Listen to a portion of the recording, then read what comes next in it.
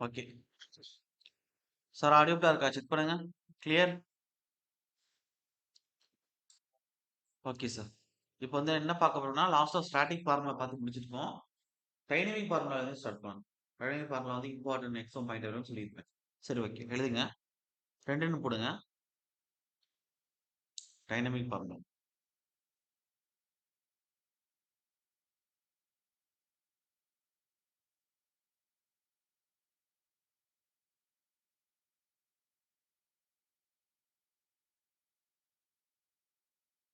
Dynamic formula.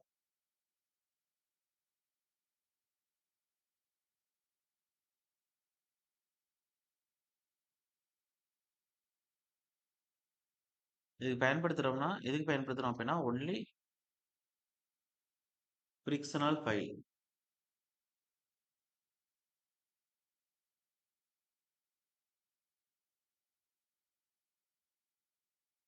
Frictional ஃபைலுக்கு use பண்ணணும்.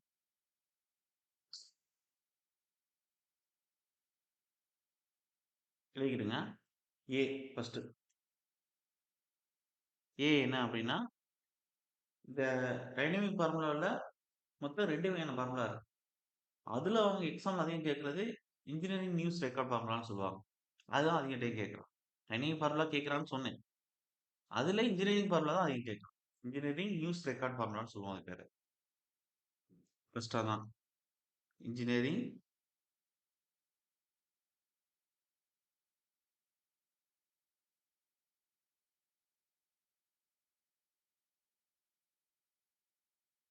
Record formula.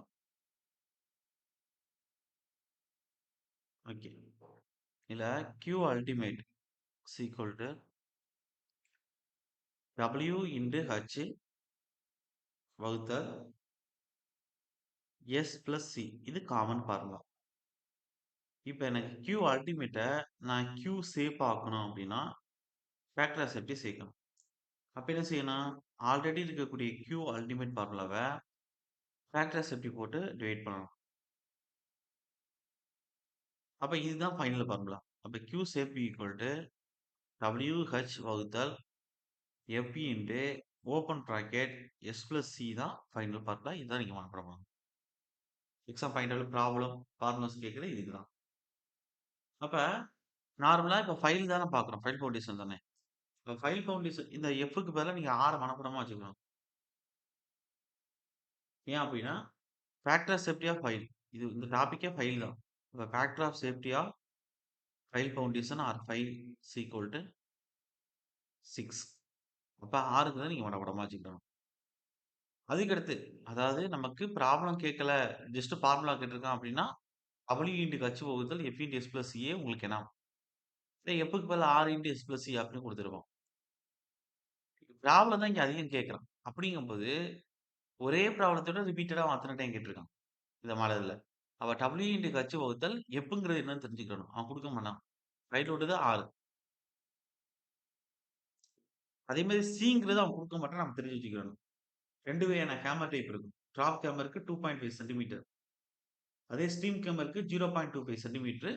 அதை நீங்க மனப்பாடமா வச்சுக்கணும். இந்த ஃபார்முலாவோட சேர்த்து இந்த 2 விஷயத்தையும் மனப்பாடமா வச்சா தான் நீங்க ஆன்ஸர் அவங்க அப்ளை பண்ண முடியும். சரி ஓகே. அதுக்கடுத்து இதுல இருக்கக்கூடிய Wனா என்ன? Hனா என்ன? அப்படிங்கிறது தெரியும். Wனா வெயிட் ஆஃப் த ஹேமர். Hங்கிறது வெயிட் ஆஃப் ஃபால். எவ்வளவு ஹைட்ல இருந்து ஹேமர் ரிலீஸ் பண்ணி வரும். இந்த Sங்கிறது என்ன அப்படின்னா, ஃபைனல் பெனட்ரேஷன் எவ்வளவு இருக்கு அப்படிங்கிறது அதோட ஃப்ளோஸோட வேல்யூ. Q அல்டிமேட் அப்படின்னா அல்டிமேட் லோடா ஃபைல் வெயிட்.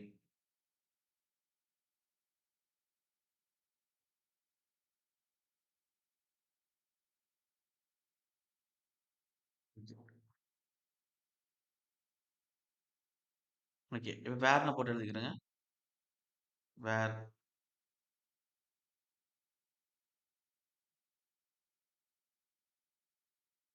Q அல்டிமேட் என்ன சார் அப்படின்னா ultimate load on the pile. Ultimate load on the pile.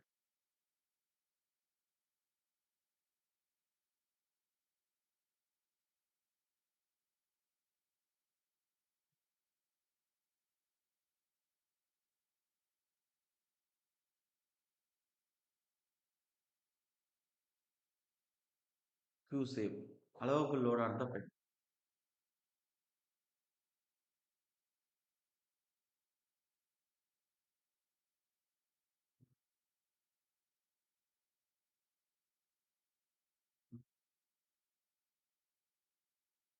W என்ன சார் அப்படின்னா weight of the hammer. Weight of the hammer.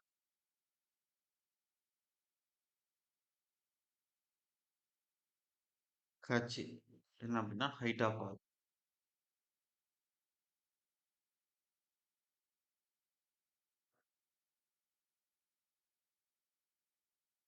எஸ்ங்கிறது என்ன அப்படின்னா ஃபைனல் பெனட்ரேஷன் இல்லை ஃப்ளோஸ்ன்னு சொல்லலாம்.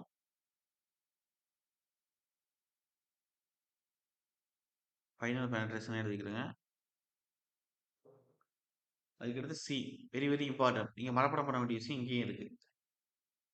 அதாவது 2.5 சென்டிமீட்டர் கொடுக்கணும். கொஸ்டின்ல ட்ராப் கேமர் அப்படின்னு மென்ஷன் பண்ணியிருக்கான்.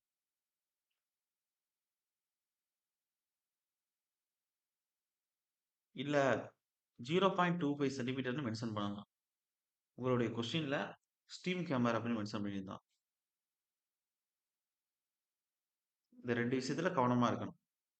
ட்ராப் கேமர்னு எப்போ போடணும் அப்படின்னா 2.5 சென்டிமீட்டர்னு சரி 2.5 சென்டிமீட்டர்னு எப்போ போடணும் அப்படின்னா கொஸ்டின்ல ட்ராப் கேமர்னு மென்ஷன் பண்ணியிருந்தான். ஸ்டீம் கேமர்னா 0.25 சென்டிமீட்டர். நல்லா ஞாபகம் வச்சுக்கிறீங்க. 2.5 சென்டிமீட்டர் 0.25 சென்டிமீட்டர். ஒருவேளை நீங்க எம்எம்ல அப்ளை பண்ண சூழ்நிலையோட வரும். குடுத்திருக்க டேட்டா வச்சு தான் நீங்க முடிவு பண்ணணும். மத்த டேட்டா எப்படி இருக்கு? ஆன்சர் இதுல இருக்குன்னு. அப்ப இது ஒரு ரிலேட்டடா ப்ராப்ளம் அதிக டைம் கேட்டிருக்கான். அப்ப எதுக்கு பதிலா போடணும்? இந்த சிக்கு பதிலா போடணும். அப்ப சிக்கு கொஸ்டின்ல வேல்யூ குடுக்க மாட்டான். டபிள்யூ குடுத்திருப்பான், ஹச் குடுத்திருப்பான், எஸ் குடுத்திருப்பான். சில இடத்துல எஃப்போட குடுத்திருப்பான். ஆனா நமக்கு எஃப்க்கு ஞாபகம் வச்சுக்கிறோம் நீங்க. ஞாபகம் வச்சுக்கிறங்க. இப்ப 2.5 சென்டிமீட்டர் 0.25 சென்டிமீட்டர் ஞாபகம் இருக்கும். அப்ப எதுக்கு வந்து 2.5 போடுறது? எதுக்கு 0.25 போடுறதுன்னு ஒரு டவுட் வரும். அதுக்கு என்ன செய்றீங்க அப்டின்னா, 2.5ஓட 0.25 வந்து கம்மி தானே. அப்ப ஸ்டீம்னா என்ன அர்த்தம்? உங்களுக்கு நீராவி. நீராவிங்கிறது ஒரு அவ்வளதா அந்த வெயிட் குடுக்காது. அப்ப அதுக்கு வேல்யூ கம்மியா இருக்கும். அப்படிங்கிற மாரி ரொம்ப லேசா இருக்கும். அப்படிங்கிற மாரி எடுத்துக்கிறோம் பாயிண்ட் ஆஃப் வியூல 0.25 இது ஸ்டீம் ஹேமருக்கு குடுத்துக்கிற மாரி. ஓகே. அடுத்து. இதான் எக்ஸாம்பிள் அதிக டைம் கேட்டது. அப்ப எக்ஸாம்பிளுக்கு ஒரு ஸ்டீம் கேமரா குடுக்குறான். அப்படின்னா என்ன formula? QCP equal to W into H வகுத்தல் ஃபேக்டர் ஷிஃப்டிங்க்கு பதிலா R போட்டுறணும். இப்ப R into open bracket S plus 0.25 அப்படின்னு வரும். ஜஸ்ட் தெரிஞ்சுக்கிறதுக்காண்டி சொல்றேன். சரி ஓகே. இப்ப நமக்கு இங்க வந்து அதிகமா எக்ஸாம்ல கேட்ட இந்த ப்ராப்ளம் முடிச்சாச்சு. இதுக்கு பேரு engineering news record formula. Only friction பெல்லுக்கு வச்சு தான் அப்ளை பண்ண முடியும். குறிப்பிட்டு சொல்லணும்னா இத டைனமிக் ஃபார்முலா கேட்டகரில கொண்டாடுவாங்க. இப்ப அடுத்து டைனமிக் ஃபார்முலா 2வது கேட்டகரி. இது லைட்டா பார்த்துக்கிறீங்க. இதுவரைக்கும் கேட்ட மாரி ஞாபகம் இல்ல. லைட்டா பார்த்துக்கிறங்க. ஃபியூச்சர் பர்ப்பஸ்க்காண்டி. Bன்னு போட்டுக்கிறேன் சார். இது என்ன கலர்ல குடுத்துருக்கேன்? வெயிட். ஓகே.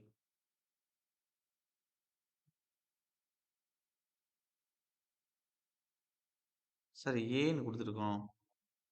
ஓகே ஏன்னு குடுத்துருக்கேன்.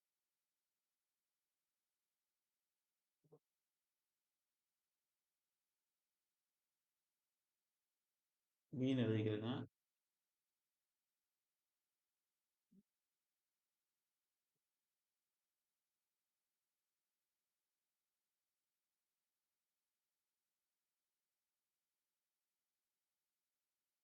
இல்லையே பாருங்க.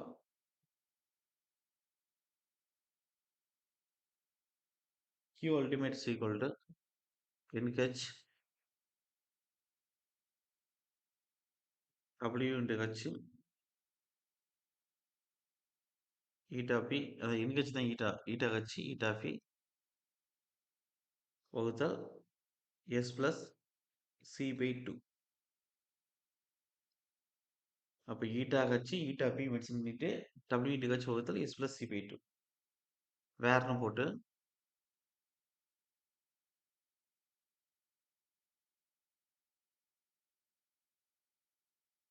இதுல Cங்கிறது என்ன சார் அப்படின்னா total elastic compression. C1, C2, C3 மூணையும் சம்மேஷன் பண்ணணும். அப்ப total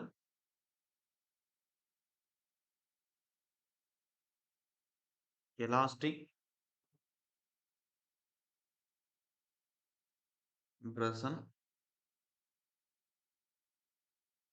C equal to C1 plus C2 plus C3.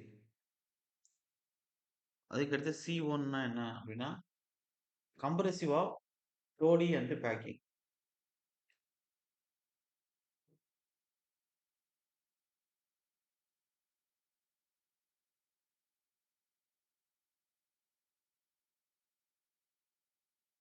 ரைட்டா பார்த்து வச்சுக்கோங்க. இந்த பேக்கிங்.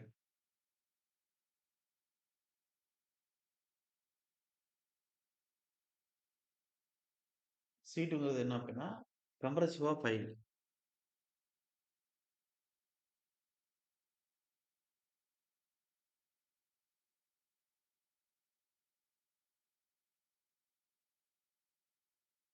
அண்ட் C3 என்ன அப்படின்னா கம்ப்ரசிவ் ஆஃப் சாயில்.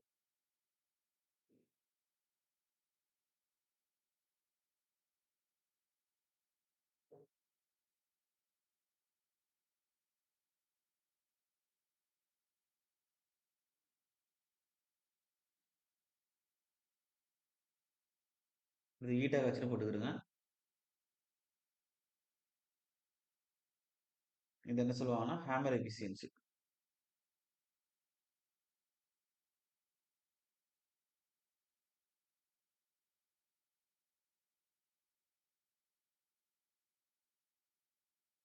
இதுல ஃபர்ஸ்ட் 100% ஃபார் ட்ராப் கேமர்.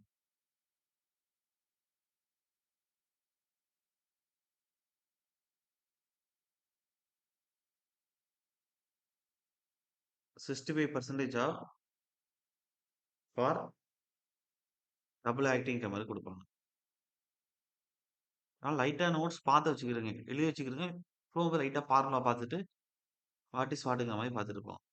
இப்போ கேமரா எஃபிஷியன்சி 100% வந்து டாப் கேமரா இருக்கும். 65% இதுனா இப்போ C1 C2 C3னா உங்களுக்கு கம்ப்ளீட் மென்ஷன் பண்ணி கேட்க போறது இல்லை. ஃபார்முலா சப்போஸ் கேட்டா கேட்கலாம் ஃபியூச்சர்ல.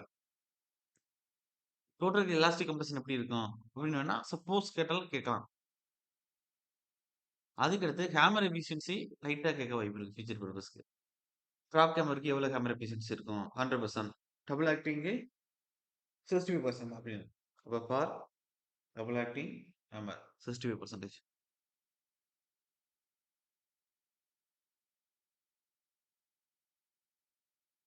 ஓகே. அதுக்கடுத்து ஃப்ளோ எஃபிஷியன்சி பார்க்கணும். ஈட்டா பின்னு எழுதுங்க.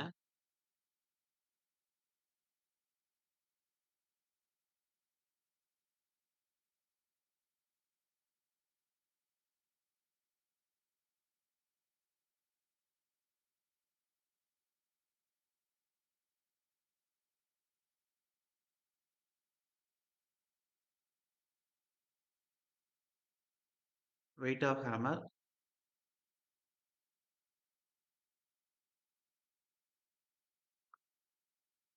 பிங்கிறது weight of the file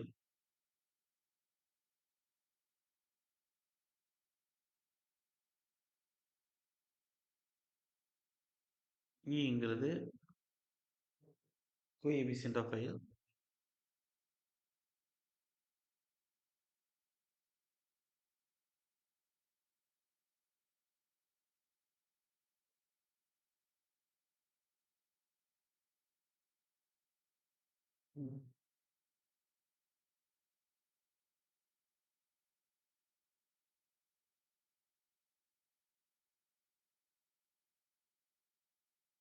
okay.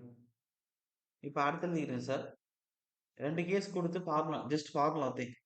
இந்த மேலே பார்த்த weight of hammer P load into அது எசென்ட்ரிக்கல் டிஸ்டன்ஸை விட அதிகமாக இருந்தால் லெஸ் தான் இருந்தால் ஃபார்முலா எப்படி மாறும் அப்படின்னா ஜஸ்ட் மேலட்டம் பார்த்துக்கிறேங்க. நான் கொடுக்குறேன். கேஸ் 1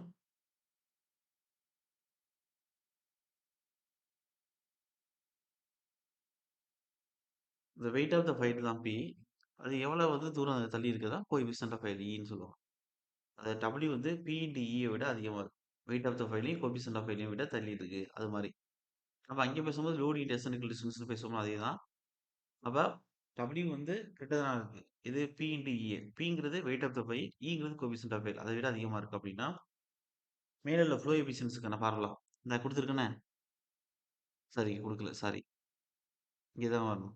ஃப்ளோ எஃபிஷியன்சிக்கான ஃபார்முலா என்ன அப்படின்னா இங்கே எழுதிக்கிறேங்க. eta P flow efficiency equal to W plus e squared into P வகுத்தல் டபிள்யூ பிளஸ் பி. ஓகே. அதே கேஸ் 2 ஃப்ளோ எஃபிஷியன்சிக்கான ஃபார்முலா என்ன அப்படின்னா டபிள்யூவோட நம்மளுடைய வெயிட் ஆஃப் த ஃபைலும் இன்டு கோபிசன்ட் ஆஃப் ஃபைலும் பெருக்கும்போது இருக்கக்கூடிய வேல்யூ அதிகமாக போயிடுச்சு அப்படின்னா flow efficiency eta P S equal to மேலே W plus e squared into P வகுத்தல் W plus P minus open bracket W minus e P வகுத்தல் W plus B close bracket whole square. அதுக்கடுத்து ப்ரூஃப் ஆஃப் ஃபைல்னு எழுதுங்க sir. அவ்வளோதான். Case 1 case 2த்தையும் எழுதிக்கலாம். இந்த 2 கேஸுமே எதுக்காண்டி கொடுத்துருக்கேன் அப்படின்னா ஜஸ்ட் இந்த ஃப்ளோ எஃபிஷியன்சியோட வேல்யூ கண்டுபிடிக்கிறதுக்காண்டி தான். ஒரு விட இந்த ஒரு ப்ராப்ளத்தை அப்ரோச் பண்ணுறாங்க உங்களுக்கு இந்த ஃபார்முலா யூஸ் பண்ணி கில்லி ஃபார்முலா யூஸ் பண்ணி பார்த்து கவனம் கில்லி ஃபார்முலா மேலே பார்த்தா இன்ஜினியரிங் நியூஸ் ரெக்கார்டர் ஃபார்முலா. அப்போ இதை யூஸ் பண்ணி கில்லி ஃபார்முலா கேட்குறாங்கன்னா இதுக்கு ஸ்ட்ரைட்டாக வேல்யூ கொடுத்துரும். இல்லாட்டி இந்த என்கட்சிக்கு வேல்யூ எப்படி கொடுத்துருப்போம் அப்படின்னா மென்ஷன் பண்ணுவோம் வார்த்தையில உங்களுக்கு டபுள் ஆக்டிங் ஹேமர் இப்படி கொடுத்துருவோம். இப்போ நம்ம மனப்படம் பண்ணியிருக்கோம் டபுள் ஆக்டிங் ஹேமருக்கு 65% நம்மளோட டிராப் ஹேமருக்கு 100%. அப்போ அந்த வேல்யூ எடுத்தாலும் இங்கே நம்ம போட்டுக்க வேண்டியதான். ஃப்ளோ எஃபிஷியன்சிக்கு பார்முலா கொடுத்துருக்கான். ஆனால் அவன் வந்து பார்முலா கொடுத்து கண்டுபிடிக்கிற மாதிரி சொன்னால் பெரிய கொஸ்டினாக போயிடும். அப்போ நமக்கு வந்து 1.5 மார்க்குக்கு தகுந்த கொஸ்டின் அவன் கேட்கணும். அப்படிங்கும்போது அதோட டேரக்ட் வேலையாக கொடுத்துடலாம். ஃப்ளோ எஃபிஷியன்சி இவ்வளவு இருக்கும் அப்படின்னோட கொடுத்துடலாம். மற்ற டேட்டா நம்ம அசியூம் பண்ணிக்கிற மாதிரி. அதுலேயும் இந்த சி இருக்குல்ல அதுக்கு நான் வந்து particular stream hammer top hammer அப்படின்னு கொடுத்துட்டேன்னா அதுக்கு வேல்யூ வந்து நான் மனப்பாடம் பண்ணதை அப்ளை பண்ணுற மாதிரி இருக்கு. சார் கிளியர் புரியுதா? அப்ப இந்த சைடு ஹில்லி ஃபார்முலா பார்த்துக்கிறோம். அதுக்கடுத்து இந்த ஹேமர் எஃபிஷியன்சி பார்த்துக்கிறோம். இது 2 ஃபர்ஸ்ட் ப்ரிஃபரன்ஸ். அதுக்கடுத்து வேணா இதை லைட்டாக பார்த்துக்கிட்டுங்க. ஃப்ளோ எஃபிஷியன்சிக்கான ஃபார்முலா லைட்டாக பார்த்துக்கிறேன். பார்த்துக்கிறதுங்க மீன்ஸ் என்ன லைட்டாக கண்ணால் ரீட் பண்ணிக்கிறேங்க. ஒருவேளை ஆப்ஷனில் கேட்டாங்கன்னா இதை அப்படியே எடுத்து அடிக்கிற மாதிரி. அந்த அளவுக்காச்சும் தெரிஞ்சிருக்கும்ல நமக்கு. ஓகே. அடுத்து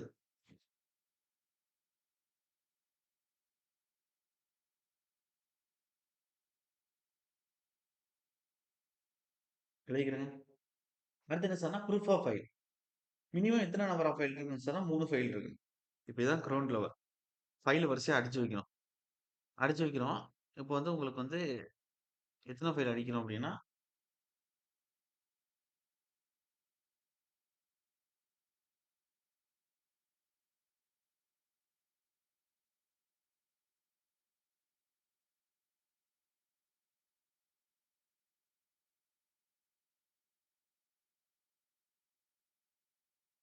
மினிமம் 3 ஃபைல் அடிச்சு அது மேலே ஃபைல் கேப் வைக்கணும். அது மேலே வந்து நம்மளுடைய பவுண்டேஷன் ரெஸ்ட் ஆயிருக்கும். அது மேலே தான் பில்டிங் கட்டுவான். அப்ப இது எந்த இடத்துலன்னா, இப்ப இந்த இடத்துல சாயில் வந்து ரொம்ப வீக்கா இருக்கு. இல்லாட்டி இந்த இடத்துல சாயில் ரொம்ப வீக்கா இருக்கு. நமக்கு நல்ல சாயில் கிடைக்கிறதே இந்த இடத்துல தான். அப்படின்னா, நம்ம ஃபவுண்டேஷன இவ்வளவு தூரம் இருந்து போட்டு கொண்டு போய் ரெஸ்ட் பண்ண முடியாது குழி தோண்டி. அவ ஃபைல் அடிச்சிருவாங்க. ஃபைல் அடிச்சுட்டு ஃபைல் கேப் குடுத்துட்டு அது மேல ஃபவுண்டேஷன் ரெஸ்ட் பண்ணுவாங்க. Sir clear? புரியுதா நான் சொல்றேன்னு? அப்ப எக்ஸாம்ல கேட்ட கொஸ்டின் என்ன சார் அப்படின்னா, மினிமம் எத்தனை நம்பர் ஆஃப் ஃபைல் குடுக்கணும் ஒவ்வொரு இடத்துலயும்? அது மினிமம் 3 ஃபைலாச்சும் குடுக்கணும். குடுத்து ஃபைல் கேப் குடுக்கணும். இப்ப எழுதிக்கிறங்க. ஹெட்டிங் என்ன அப்படின்னா proof of file.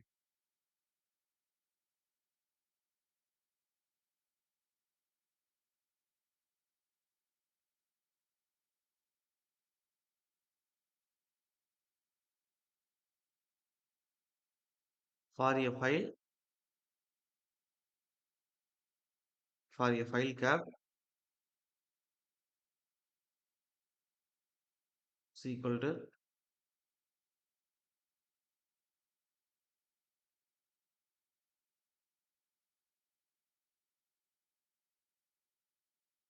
minimum number of 3 files.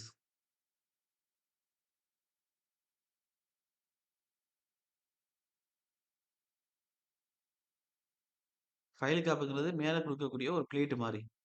பிளேட்ன்னு வந்தாவே வரக்கூடிய லோடுக்கு பெண்டிங் மெம்பர் தான் செயல்படும். ஃபைல் கேப்ங்கிறது one of the bending member.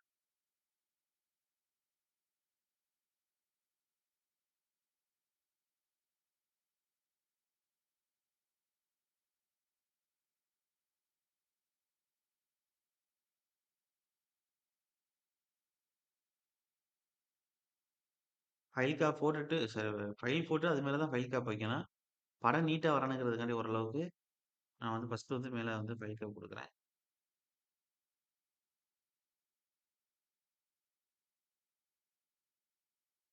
Pile cap குடுத்துக்கிறேங்க.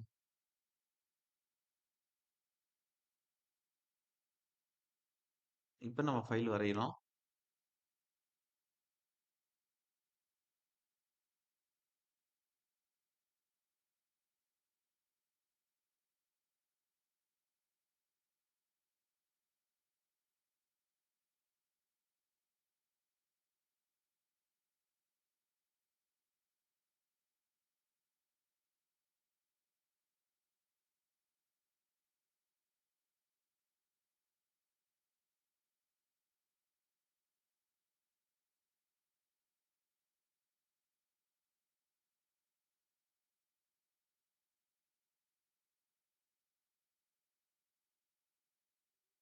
Okay.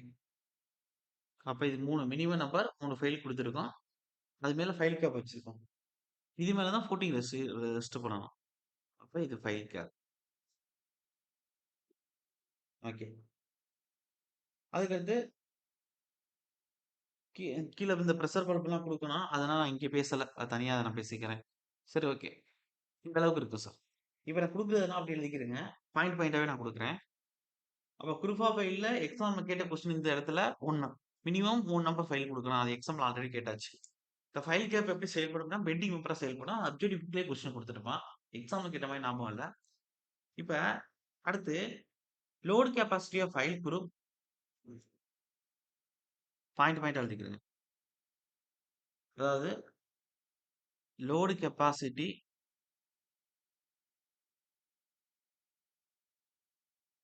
Of pile group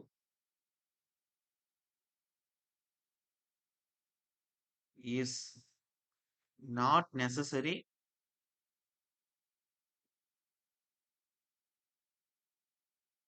equal to sum of the capacity of individual pile. அப்ப load capacity of pile group வந்து நமக்கு individual ஃபைலோட load கெப்பாசிட்டிக்கு ஈக்குவலா இருக்கணும் அப்படிங்கிற இது இல்ல அப்படின்னு சொல்றாங்க. நான் ரஃப்பா குடுக்குறேன். ஒரு 4, 5 பாயிண்ட் குடுத்துருப்பாங்க. குடுக்குறேன். ஆனா இது அந்த அளவுக்கு இம்பார்ட்டன்ட் இல்ல. இதுல இம்பார்ட்டன்ட்டா இருக்கக்கூடிய பாயிண்ட் வச்சு லைட்டா பார்த்துக்கிடுங்க அப்படின்னு நான் டிக் பண்ணுவேன். அதான் பார்த்தா போதும். அப்ப load capacity of pile group is not necessary equal to the sum of the capacity of individual piles. இப்ப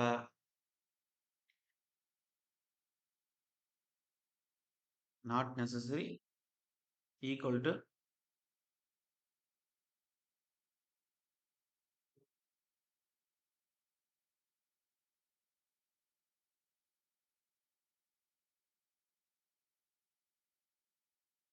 த சம் ஆஃப்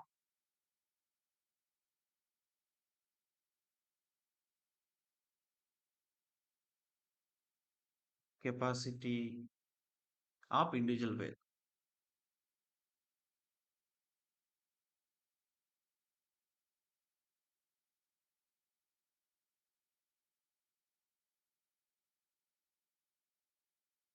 இப்ப உங்களுக்கு பிராக்டிகலா பேசணும்னா, இதுக்கான மீனிங் என்ன சார்? பிராக்டிகலா சொல்லுங்க அப்படின்னா, இப்ப வந்து தனித்தனியா இருக்கும்போது இந்த ஃபைல் வந்து 10, இது ஒரு 5, இது ஒரு 20 குடுக்குது அப்படின்னா, அப்ப டோட்டலா இத இண்டிவிஜுவலா கூட்டும்போது 10, 5, 15, 15, 20, 35. அப்ப டோட்டலா அந்த ஃபைல் குரூப் எடுக்கிற வேல்யூ 35 தான் எடுக்கும் அப்படின்னு சொல்ல முடியாது. அதுக்கு ஈக்குவலா இருக்காது. ஏன் சொல்றேன் அப்படின்னா, தனித்தனியா வேணா இது 10, இது 5, 20ன்னு எடுக்கலாம். ஆனா இது டோட்டலா மேல கேப் குடுத்து எடுக்கும் பொழுது, அந்த டோட்டலா கூட்டுன இண்டிவிஜுவல் ஃபைல் 35 அப்படின்னா, அதோட கூடுதலா தான் லோட் எடுக்கும். 3 கம்பைன்டுல லோட் எடுக்கும்போது. Sir clear? என்ன சொல்றேன் புரியுதா உங்களுக்கு? இப்ப ஒரு ஒரு பெரிய வந்து ஸ்டோன் வந்து கீழ வந்து இப்டி படுத்து கிடக்கு. இந்த ஸ்டோன இந்த கல்ல நான் நேரா நிமித்த சொல்றேன். ஓகே. இப்போ ஒருத்தர் வந்து தூக்குறாரு. அவர் வந்து ஒரு 4 நியூட்டன் தான் அவரால லோடு குடுக்க முடியுது. இவர் எப்டின்னா, லைட்டா இந்த அளவுக்கு தூக்குறாரு. படுத்து கிடக்குறாரு. சரின்னு இன்னொருத்தர் வந்து தூக்குறாரு. அவரு இந்த அளவுக்கு தூக்குறாரு. இன்னொருத்தர் தூக்குறாரு. இந்த அளவுக்கு தான் தூக்குறாரு. நமக்கு இப்டி நிக்கணும். இதான் கண்டிஷன். இப்ப 3 பேரும் சேர்ந்து தூக்கும்போது இந்த அளவுக்கு கொண்டு வர்றாங்க. இப்ப தனித்தனியா தூக்கும்போது இவர் இந்த அளவுக்கு தான் தூக்குனாரு. இவர் இந்த அளவுக்கு தான் தூக்குனாரு. இவர் இந்த அளவுக்கு தான் தூக்குனாரு. அப்ப 3 அப்ப 3 பேரு தனித்தனியா தூக்கும்பொழுது என்ன செய்றாங்க? இந்த அளவுக்கு தூக்குறாங்க. இப்ப இண்டிவிஜுவலா தனித்தனியா எடுக்கக்கூடிய லோட நம்ம என்னதான் தனித்தனியா பார்த்தாலும், மொத்தமா பார்க்கும்பொழுது அதுதான் அதிக ஸ்ட்ரென்த் குடுக்கும். கம்பைன்டா அது செயல்படும்போது. இந்த எக்ஸாம்பிள் கரெக்ட்டான்னு தெரியல உங்களுக்கு சொல்றது. அதாவது நான் என்ன மீனிங்ல சொல்றேன் அப்டின்னா, இப்ப இண்டிவிஜுவலா வந்து ஒரு பொருள் எடுக்கக்கூடிய லோடுக்கும், அது மொத்தமா கம்பைன்டா வச்சு அது மேல எடுக்கக்கூடிய லோடுக்கும் அதிகமா இருக்கும். ஸ்ட்ரென்த் அதிகமா இருக்கும்னு நான் சொல்றேன். Sir clear? புரியுதா நான் சொல்றேனே? ஓகே. இதுக்கு இன்னொரு பெஸ்ட் எக்ஸாம்பிள்னா, இந்த வீடு துடைப்பான் இருக்கும்ல. வீடு துடைப்பான், விளக்குமாறு அப்படின்னு சொல்லுவாங்கல்ல. அதுல ஒவ்வொரு சீவு இருக்கும். அந்த சீவோட முனிவு வந்து கொஞ்சம் கட்டையா இருக்கும். இந்த தோகை வந்து கொஞ்சம் இதா இருக்கும். மெல்லிசா இருக்கும். அத விட்டுருங்க. இந்த கட்டையா இருக்கக்கூடிய பிளேஸ் இருக்குல்ல, இது. இப்ப நல்லா கவனிக்கணும். இது, இது, இது, இது 3 இத எடுங்க. இப்ப 3ம் நம்ம சிங்கிள் பைலா எடுக்கும்போது, இதுக்கு லோடு குடுத்து பார்க்குறோம். 1 நியூட்டன்லயே உடையுது. இதுக்கு லோடு குடுத்து பார்க்குறோம். 0.5 நியூட்டன்லயே உடையுது. இதுக்கு குடுத்து பார்க்குறோம். 1 நியூட்டன்ல உடையுது. அப்ப 3யும் தனித்தனியா கூட்டும்போது எவ்வளவு வருது? 2.5 நியூட்டன் வருது. ஆனா அது 3யும் ஒண்ணா சேர்த்து கட்டுறீங்க. இந்த 3யும் சேர்த்து ஒண்ணா கட்சி நூல் வச்சு கட்டுறீங்க. கட்டிட்டு இப்ப லோடு குடுத்துட்டீங்கன்னா, ஒரு 4 நியூட்டனாச்சும் எடு. நான் இப்ப என்ன மீனிங்ல சொல்றேன் இப்ப புரியுதா எல்லாருக்கும்? கிளியர்? ஆ இண்டிவிஜுவலா நம்ம பார்க்கும்போது எடுக்கக்கூடிய ஸ்ட்ரென்த்த விட, ஃபைல்க்கு டோட்டலா செயல்படும்போது, குரூப்பா செயல்படும்போது ஸ்ட்ரென்த் கூட இருக்கும். ஓகே. நீங்க இப்ப இண்டிவிஜுவலா இந்த ஃபைல் குரூப்க்கு ஒரு ஸ்ட்ரென்த், இதுக்கு ஒரு ஸ்ட்ரென்த், இதுக்கு ஒரு ஸ்ட்ரென்த்ன்னு எடுத்து அதெல்லாம் மொத்தமா இண்டிவிஜுவலா சம்மேஷன் பண்ணாலும், ஃபைல் குரூப்க்கு ஈக்குவலா இருக்கு. ஏன்னா அது அதிகமா இருக்கு ஸ்ட்ரென்த். அப்ப load capacity of pile group மொத்தமா இருக்கக்கூடிய pile group is not necessary equal to sum of the capacity of individual piles. எல்லா இண்டிவிஜுவல் ஃபைலோட கெப்பாசிட்டியும் நம்ம கூட்டுனோம்னா, வரக்கூடிய வேல்யூக்கு ஈக்குவலா இருக்கணுங்கிற அவசியம் இல்ல. லோட் கெப்பாசிட்டி ஆஃப் ஃபைல் குரூப்போடது. கிளியர்? ஓகே. இதான் இதுக்கு தமிழ் விளக்கம். பிராக்டிகல் விளக்கம். அடுத்து. The piles are spaced closely. நான் எழுதுறேன். If piles are spaced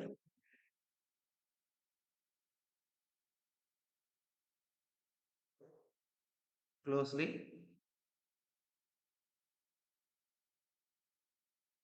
because of stress overlap. இதை நான் பிராக்டிகல்ல சொல்றேன். வெயிட். ஸ்ட்ரெஸ் ஓவர்லாப் நடக்கும். அப்ப இந்த group capacity will be reduced. குரூப்பா இருந்து வேலை செய்யக்கூடியது ரெடியூஸ் ஆயிடும்.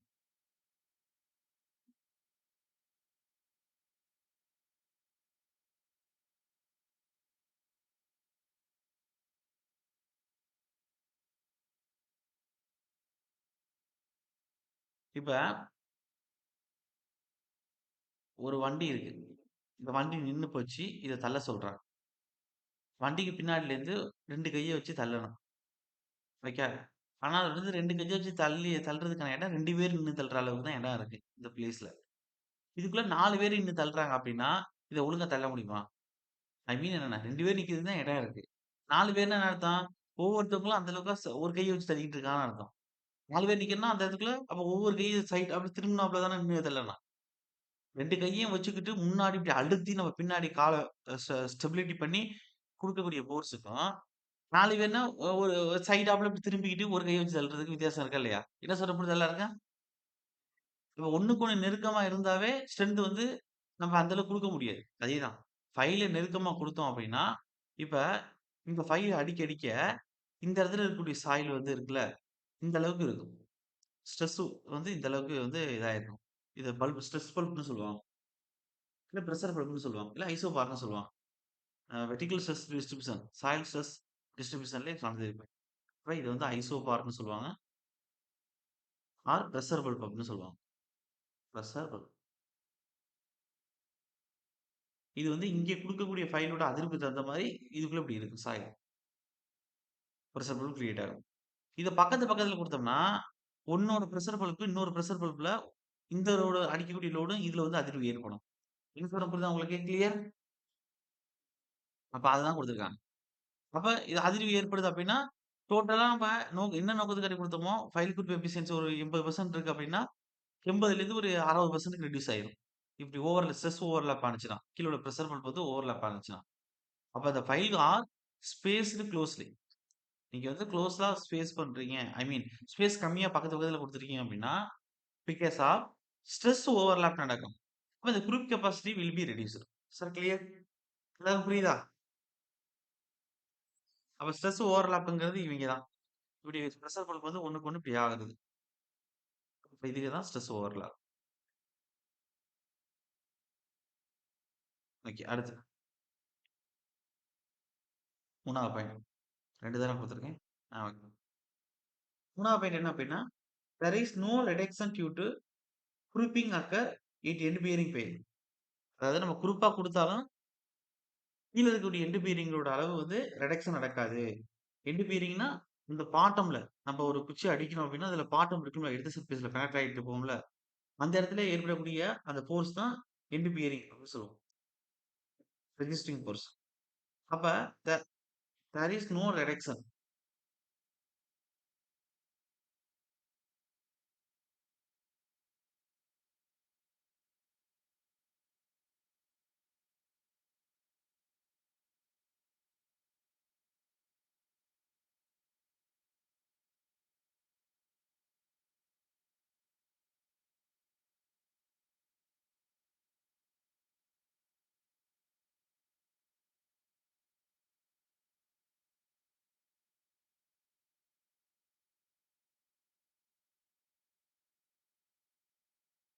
Grouping occurs in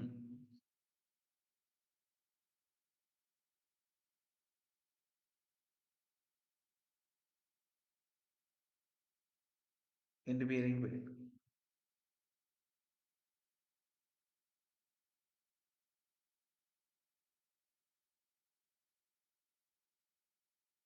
okay.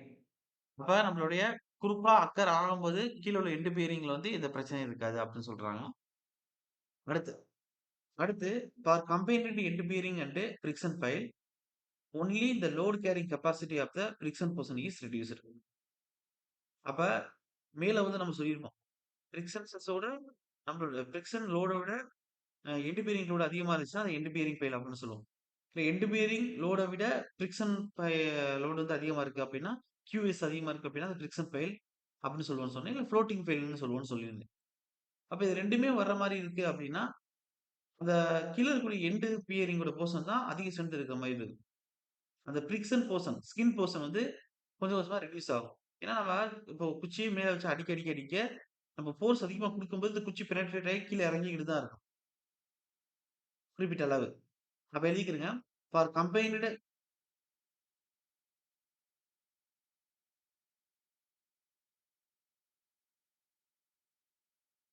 For combined end bearing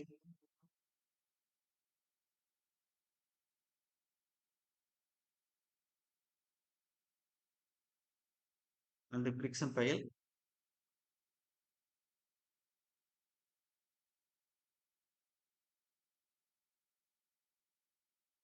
friction piles only the load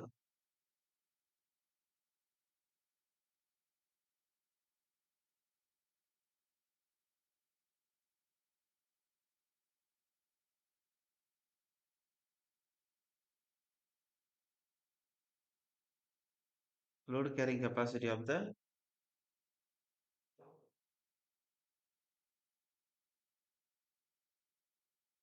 friction portion is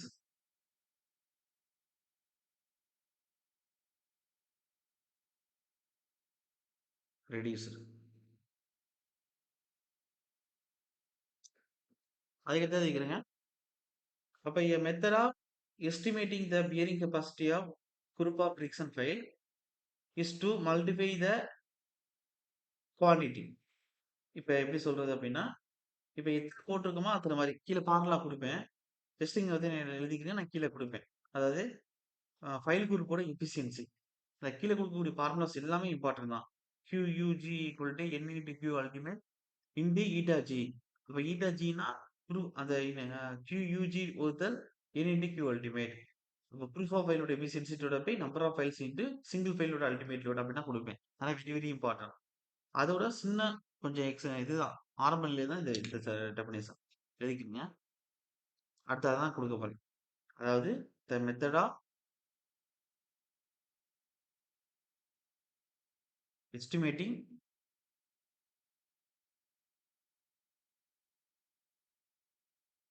the bearing capacity of a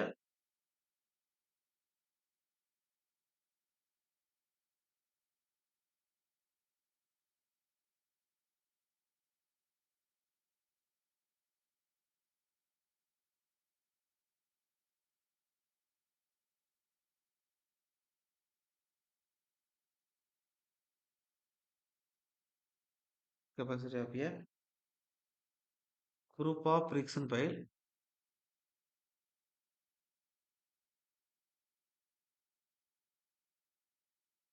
is to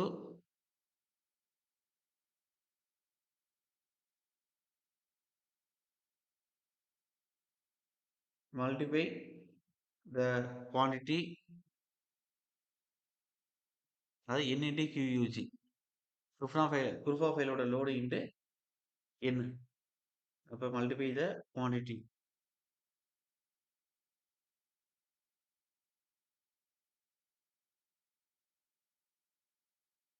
அதாவது n into QUG by a reduction factor called the efficiency of file group. Reduction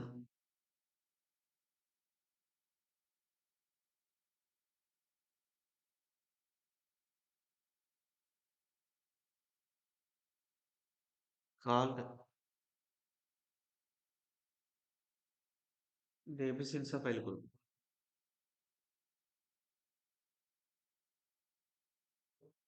Efficiency of file group.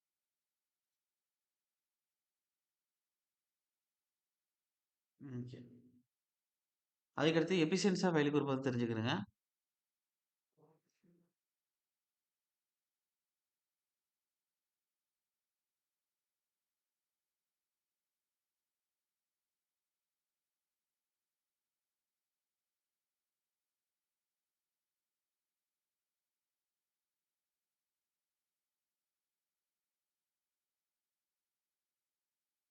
First, it is the ratio of the average load per file. It is the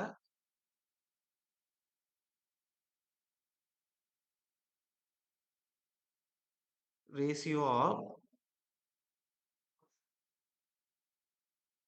the average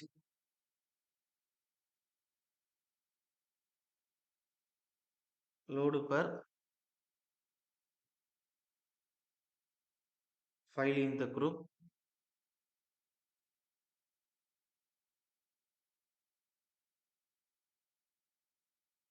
at which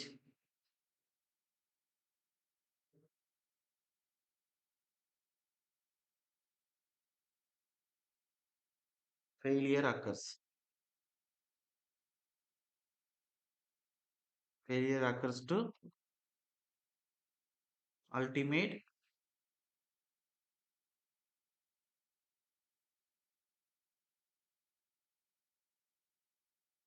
load of single isolated file. So it is the ratio of average load per file in the group at which failure occur to ultimate load on single isolated file. அதாவது என்ன அப்படின்னா, அதாவது நான் எழுதுறேன் பாருங்க, நான் பார்க்கலாம் தனித்தனியாக எழுதுறேன். ஃபர்ஸ்ட் வந்து எபிசியன்சி ஆஃப் ஃபைல் குரூப் தான் எக்ஸாம்ல கேட்பான். அதே வந்து அல்டிமேட் லோடு கேரிங் கெப்பாசிட்டி வந்து குரூப் ஆஃப் ஃபைலுக்கு எப்படி இருக்கும் அப்படின்னு கேட்டாலும் நீங்க வந்து அதை பேஸ் பண்ண இருக்கணும். இந்த இதான் குரூப் ஆஃப் ஃபைல்னு சொல்லுவாங்க. ஓகே, இப்போ இதுக்கு நான் பார்க்கலாம் எப்படி எழுத போறோம் அப்படின்னா, இதெல்லாம் சேஞ்ச் பண்ணிக்கிறேங்க. அல்டிமேட் வெரி வெரி இம்பார்ட்டன்ட் ரெண்டு பார்க்கலாம்.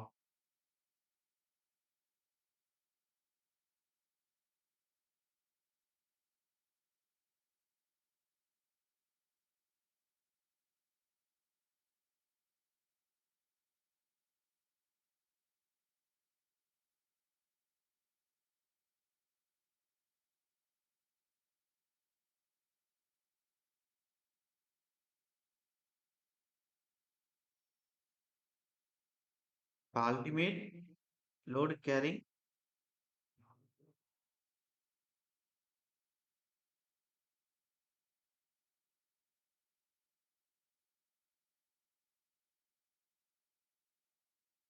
Capacity of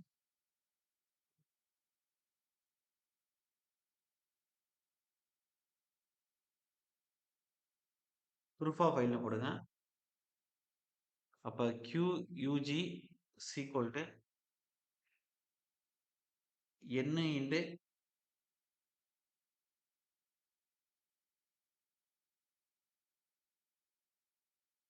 n into Q ultimate into eta G அப்படின்னு கொடுக்குறது.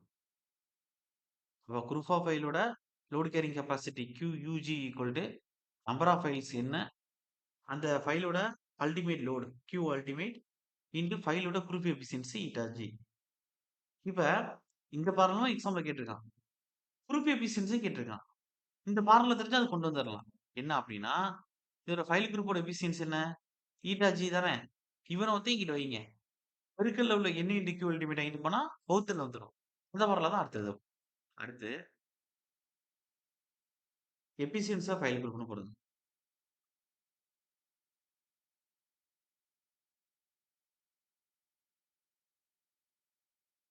ஃபைல் குரூப்னு போடுங்க. அதாவது eta G efficiency of pile groups equal to QUG வகுத்தல் n இன்டு Q அல்டிமேட் சபிக்ஸில் அல்டிமேட் Q அல்டிமேட். அதுக்கடுத்து எஃபிஷியன்சியை டிவைட் பண்ணி நம்ம டைப்ஸ் ஆஃப் ஃபைல் எப்படி பிரிக்கிறோம் அப்படின்னா, ஒரு நிமிஷம்.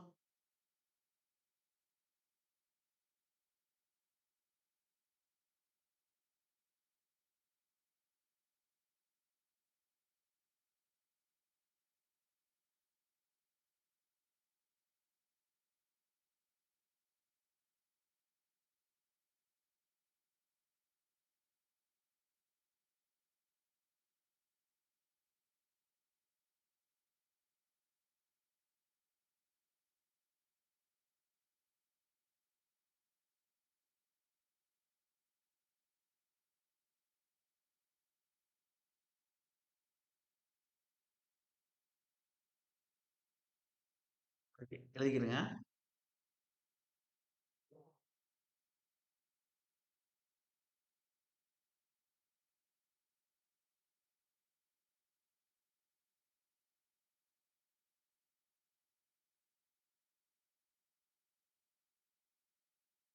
ஓகே, இந்த எக்ஸாம்பிள் கேட்டிருந்தான். ஓகே, கேட்டிருக்கேன் சார். இது இப்போ efficiency less than 1 greater than 1 equal 1 கொடுக்க போறேன். இது வந்து இந்த டைம் எக்ஸாம்ல கேட்டிருந்தான், 2025 எக்ஸாமா. ஓகே, கரெக்டா. Efficiency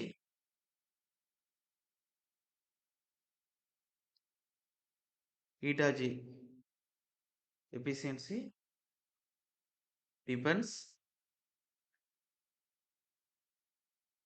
upon the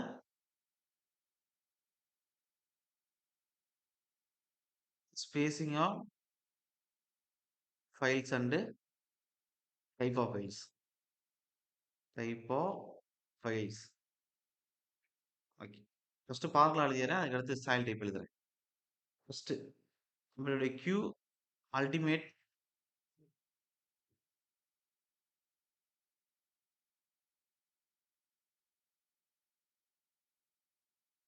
equal to group of ஃபைலோட ultimate strength equal to number of pile into ஒவ்வொரு ஃபைலோட சிங்கிள் அல்டிமேட் ஸ்ட்ரென்த்.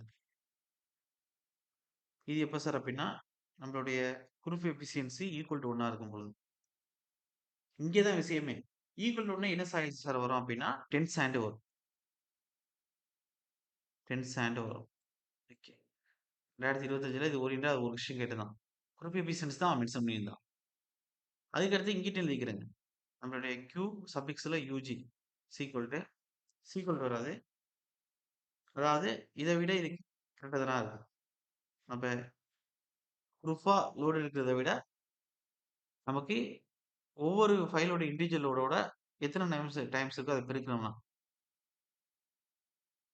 இது அதிகமாக இருக்கு அப்படின்னா அவளோட ப்ரூஃப் எஃபிஷியன்சி எப்படி இருக்குன்னு அர்த்தம் அப்படின்னா, லெஸ் தென் 1க்குள்ள இருக்குன்னு அர்த்தம். அப்ப லெஸ் தென் 1க்குள்ள இருக்கு அப்படின்னா, சாஃப்ட் கிளேக்கு வரும். எழுதிக்கிறங்க. சாஃப்ட் கிளேக்கு வரும்.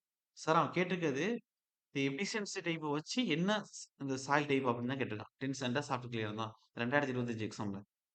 அடுத்து QUG greater than NE into individual ஃபைலோட ஸ்ட்ரென்த். Q அல்டிமேட் இருக்கு அப்படின்னா, அது ஈட்டா G வந்து எப்படி இருக்கும்? கிரேட்டர் தென் 1ஆ இருக்கும். 1 விட அதிகமா இருக்கு. அப்ப 1 விட அதிகமா இருக்கு அப்படின்னா, லூஸ் ஹேண்ட்ன்னு சொல்லுவாங்க. Driven pile. Loose sand.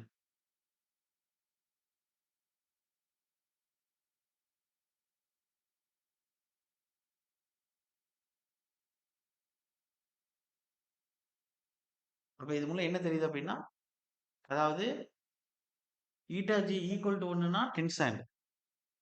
அப்ப டோட்டலா உங்களுக்கு குரூப் ஆஃப் ஃபைலோட எஃபிஷியன்சி எந்த அளவுக்கு இருக்கும் அப்படின்னா, ஒவ்வொரு சிங்கிள் ஃபைல் கண்டுபிடிச்சு, அது நான் மேலே சொன்னேன். இப்ப ஒவ்வொரு ஃபைலும் தனித்தனியா இது இவ்வளவு லோட் எடுக்கும், இவ்வளவு லோட் எடுக்கும் அப்படின்னு கண்டுபிடிச்சு, அது மொத்தமா சம்மேஷன் பண்ணோம்னா, அது மொத்தமா கம்பைன் பண்ணி இருக்கும் பொழுது இருக்கக்கூடிய லோடு கெப்பாசிட்டிக்கு ஈக்குவலா இருக்காது அப்படின்னு சொல்லிக் குடுத்தேன் மேலயே. இப்ப என்ன சொல்றாங்க அப்படின்னா, ஈக்குவலா இருந்தால் எப்படி இருக்கும் எஃபிஷியன்சி? ஃபைலோட எஃபிஷியன்சி.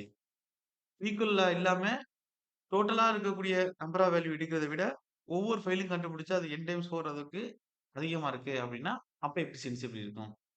அப்படி குரூப் ஆஃப் ஃபைலோட அல்டிமேட் லோட் கெப்பாசிட்டி அதிகமா இருக்கு. ஒவ்வொரு லோடுக்கும் சிங்கிள் ஃபைலுக்கு கண்டுபிடிச்சு அது என்னால இருக்கிறத விட அப்படின்னா, அங்கே எஃபிஷியன்சி எப்படி இருக்கும் அப்படின்னு குடுத்துருக்காங்க. அப்ப நீங்க மனப்பாடம் பண்ண வேண்டிய விஷயம் என்ன அப்படின்னா, ஈட்டாச்சி ஈக்குவல் டூ 1னா டென்சன். ஈட்டாச்சி லெஸ் தென் 1 அப்படின்னா soft clay. Eta G greater than 1 அப்படின்னா உங்களுக்கு looser. Driven pile. Sir clear? புரிதலா இருக்கா? இந்த எக்ஸாம்ல கேட்டிருந்தாங்க 2025 எக்ஸாம்ல கொஸ்டின் பேப்பர் எடுத்து பாருங்க உங்களுக்கே தெரியும். ஓகே. இப்ப அடுத்து என்ன சார் அப்படின்னா, அதாவது ஒண்ணும் இல்ல சார். இந்த QUGங்கிறது ப்ரூஃப் ஆஃப் ஃபைலோட எஃபிஷியன்சி. Q அல்டிமேட்ங்கிறது சிங்கிள் ஃபைலோட கெப்பாசிட்டி இன்டு என்னால பெருக்கி வரும். தட்ஸ் ஆல் அவ்வளவுதான். ரொம்பலாம் நீங்க குழப்பிக்கணுங்கிற அவசியம் இல்ல. சரி ஓகே. அடுத்து. இப்ப இதுல எல்லாத்துலயுமே இந்த என்ஜி, ஈட்டாஜி சாரி எண்ணே வருது. ஈட்டாஜின்னு குடுத்துருக்கோம்ல. அது என்ன சார் அப்படின்னா, இதுதான் எஃபிஷியன்ஸி ஆஃப் ஃபைல் குரூப். மேலே சொல்லியிருப்பேன். இப்ப இது எப்படி எழுதுறீங்க அப்படின்னா, ஈட்டா ஜி அதாவது efficiency of pile group.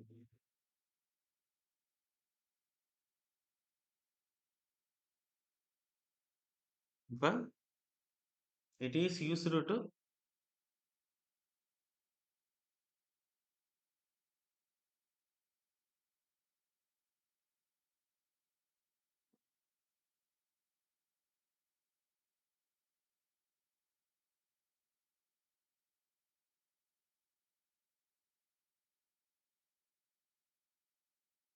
is used to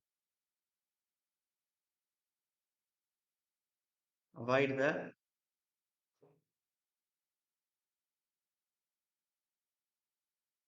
stress overlap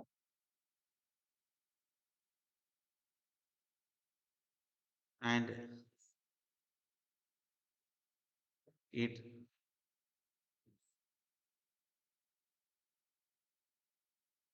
it should be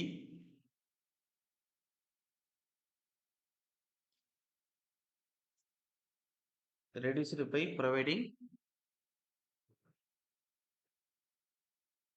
proper spacing. Proper spacing கொடுக்கணும். Okay. என்ன சொல்றான்? It is used to avoid stress overlap. அத கீழ சொன்னேனே பிரஷர் பெல்ட். ஓவர்லாப் ஆகாம இருக்கு அப்படின்னா, நம்ம ப்ராப்பர் ஸ்பேசிங் குடுக்கணும். ஓவர்லாப் ஆகாம இருக்கணும்னா. அப்ப நமக்கு எஃபிஷியன்சி ஆஃப் ஃபைல் குரூப் நல்லா இருக்கும். ஓகே. மேல குடுத்த பாயிண்ட் தான். ஆனா என்ன நடக்கும் அப்படின்னு மேல சொன்னோம். அப்படி ஆகாம தடுத்தோம் அப்படின்னா, நல்லா ஃபைல் எஃபிஷியன்சி குடுக்கும் அப்படின்னு கீழ குடுத்திருக்கான். அத கேளுங்க. இப்ப டைப்ஸ் ஆஃப் சாயில். அதாவது டைப்ஸ் ஆஃப் சாயில் வந்து லூஸ் சாண்ட். எதுக்கு சார் அப்படின்னா, மேல பாருங்க. ப்ரூஃப் ஆஃப் ஃபைல் எஃபிஷியன்சி எதுக்கு அதிகமா இருக்கு? சார் கொஸ்டின் மேல பாருங்க டேபிளேஷன்ல. என்ஜி எதுக்கு 1 விட அதிகமா இருக்கு? நல்லா இருக்கு. ம்.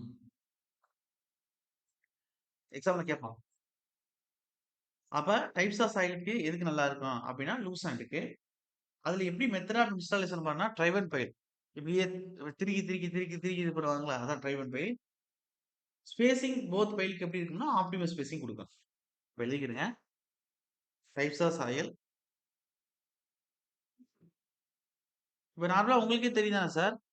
அதாவது ஒரு ஃபைல வந்து அனுப்பினோம் அப்படின்னா, நார்மலா ஓரளவுக்கு லூஸ் சாயிலா இருக்கணும். அப்பதான் நல்லா இறங்கும்.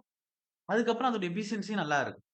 ரொம்ப டென்ஸ் ஹேண்டா இருந்தாலுமே, ஃபைல் அடிக்க, அடிக்க, அடிக்க உங்களுக்கு அதிர்வு ஏற்பட்டு, ஏற்பட்டு அதுவே கொஞ்சம் லைட்டா வந்து பெண்ட் ஆகுறது, இல்ல வுட்டா இருந்துச்சுன்னா உடையிறது முனைப்பகுதி அப்படின்னா இருக்கு. கிளியர்? என்ன சொல்றேன் புரியுதா உங்களுக்கு? அப்ப நமக்கு நார்மலா வந்து ஃபைலும் என்ன ஃபைலும் சார்ந்து இருக்கு. லோடு கெப்பாசிட்டிங்கிறது. அடிக்கக்கூடிய சாய்வையும் சார்ந்து இருக்குன்னு நான் மேலேயே சொல்லியிருப்பேன். 2யும் கன்சிடர் பண்ணியிருக்கோம் நான் நேத்துக்கு ஈவ்னிங் கிளாஸ்லயே. அப்ப reduced by புரொவைடிங் proper spacing. Okay. இப்ப டைப்ஸ் ஆஃப் சாயில்னு போடுங்க. எப்ப ஈட்டா ஜி கிரேட்டர் தென் 1 இருக்கிறதுக்கு. குரூப் எஃபிஷியன்சி நல்லா இருக்கிறதுக்கு. இப்ப டைப்ஸ் ஆஃப் சாயில். என்ன சார் அப்படின்னா loser.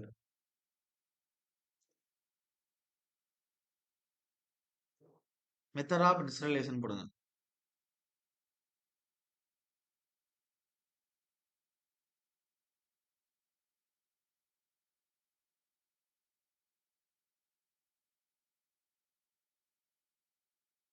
Drive and fail.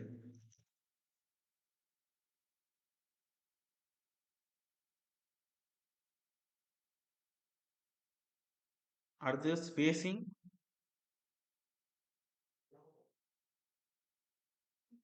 Both fail.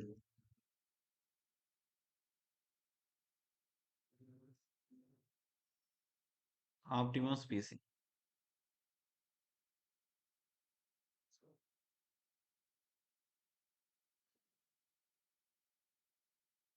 அதுக்கடுத்து to find to find efficiency of pile group. அப்ப ஒரு ஃபைல் குரூப்போட எஃபிஷியன்சி எப்படி கண்டுபிடிக்கணும் அப்படின்னா 2 மெத்தட்ல கண்டுபிடிக்கலாம். ஒண்ணு பெல்ஸ் ரூல். இன்னொன்னு கன்வெர்ஸ் லாபரி ஃபார்முலா. இப்ப பெல்ஸ் ரூல்ங்கிறது தான் நமக்கு பெர்சன்டேஜ் வந்து மனப்பாடம் பண்ணணும். அப்ப நான் எப்படி கண்டுபிடிக்கிறதுன்னு சொல்றேன். ஆனா சிங்கிள் ஃபைல் சார் ஐ மீன் எப்படி சொல்றதுன்னா, ஒரு ஃபைலோட இன்னொன்னு வந்து எப்படி வந்து இது பண்ணுது அந்த மாரி. அப்ப உங்களுக்கு அந்த நம்பர்ஸ் வந்து 2 ஃபைலோட இது பண்ணுதா? 3 ஃபைலோட இது பண்ணுதா? 4ஆ? 5ஆ? 6ஆ? இல்ல அந்த 6 ஃபைல்லயே வந்து நம்ம மாத்தி மாத்தி குடுப்போம். 9 ஃபைலோட எப்படி? அப்படின்னா எஃபிஷியன்சிய மனப்பாடம் பண்ணிக்கிறணும். ரொம்ப சிம்பிள் தான். கண்டுபிடிக்கிறதுக்கு ஃபார்முலா மேலே தெரியும். ரிலீஸா பார்த்தோம் அப்படின்னா, இந்த இடத்துல பார்த்துருக்கோம் பாருங்க. Group efficiency. Group efficiency equal to டோட்டலா இருக்கக்கூடிய ஃபைலோட குரூப் எஃபிஷியன்சி என்ன? வகுத்தல் N இன்டு இண்டிவிஜுவல் ஃபைலோட கெப்பாசிட்டி என்ன? இது போட்டா குரூப் எஃபிஷியன்சி கிடைச்சிரும். இந்த ஃபார்முலா யூஸ் பண்ணி தான் நம்ம கண்டுபிடிக்க போறேன். இதுல நீங்க பெர்சன்டேஜ மனப்பாடம் பண்ணாவே உங்களுக்கு எனாஃப். இருந்தாலும் நடத்த வேண்டியது என்னோட கடமை. நான் ஃபுல்லாவே எப்படி கண்டுபிடிக்கிறது முதற்கொண்டு சொல்லிக் குடுத்துர்றேன். அப்ப to find efficiency of pile குரூப்னு போடுங்க.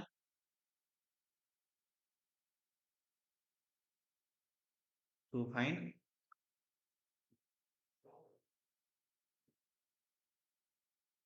Efficiency of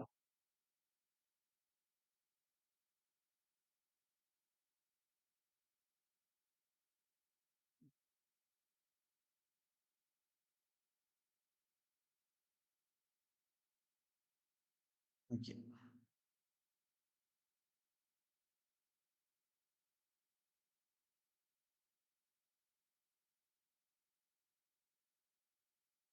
bells rule.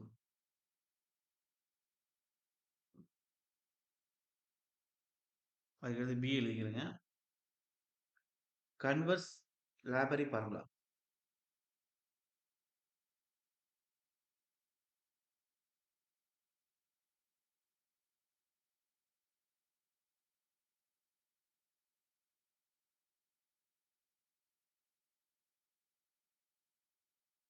Okay. இதுல ஏ பெல்ஸ் ரூல்னா என்ன? கொஞ்சம் டீட்டெயில்டா பார்க்கணும். பெர்சன்டேஜ் கேட்பான் சார். ஜஸ்ட் கண்டுபிடிக்கிறது பார்த்துக்கிறங்க. அப்படி இல்லாட்டியோட என்னதுக்கு என்ன பெர்சன்டேஜ் ஆச்சும் மனப்பாடம் பண்ணிக்கணும். அதாவது பெல்ஸ் ரூல்னா அவர் வந்து குடுக்கக்கூடிய ரூல். அப்ப அவர் குடுத்திருக்கபடி தான் நம்ம ஃபாலோ பண்ணணும். அதாவது இஃப் ஃபைல் ஆர் இது எல்லாமே அவரு வந்து இண்டிவிஜுவலா கண்டுபிடிச்சு குடுத்தது. அவரோட மெத்தட் தான் நம்ம ஃபாலோ பண்றோம். அப்ப நமக்குன்னு ஒரு டெரிவேஷன் வந்து அவர் குடுத்திருக்க மாட்டாரு. அவர் டைரக்ட்டா கண்டுபிடிச்ச மெத்தட குடுக்காம, வே டெஃபினிஷனே குடுத்திருப்பாரு அவர். அப்ப இஃப் ஃபைல்ஸ் கால்குலேஷன்க்கு piles are placed near to near. Pile வந்து நியர் டூ நியர் வந்து பிளேஸ் பண்ணும்போது, இந்த load carrying capacity of pile get reduced. எந்த அளவுக்கு டிக்ரீஸ் ஆகும் அப்டின்னா, 6.2% அதாவது 1/16 அப்படின்னு எடுத்துக்குவாரு அவரு எல்லாத்துக்குமே. இப்ப எழுதிக்கிறங்க. அப்ப அப்ப ஃபைல் குரூப்போட எஃபிஷியன்சினா என்ன? அது அளவு எந்த அளவுக்கு ஸ்ட்ரென்த் ஆகுது? அப்ப அதோட எஃபிஷியன்சி எந்த அளவுக்கு குறையுது அப்படிங்கிறத கண்டுபிடிச்சிட்டோம்னா, டோட்டல் ஸ்ட்ரென்த்லேருந்து அத கழிச்சுட்டா, அது எவ்வளவு ஸ்ட்ரென்த்ன்னு கண்டுபிடிச்சிடலாம். Sir clear? புரியுதா எல்லாருக்கும்? ஓகே. அதுதான் இப்ப நம்ம பார்க்க போறோம். பண்ண போறோம். இப்ப எழுதிக்கிறங்க. அப்ப ஃபைல் குரூப்போட எஃபிஷியன்சி பார்க்கணும்.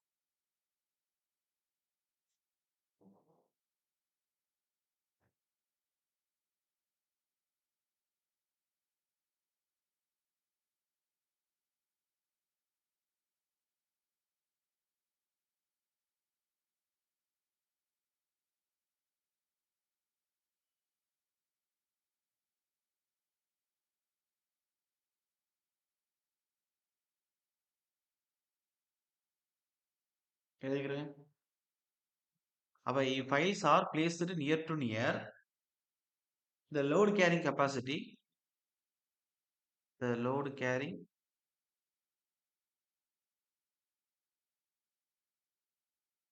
capacity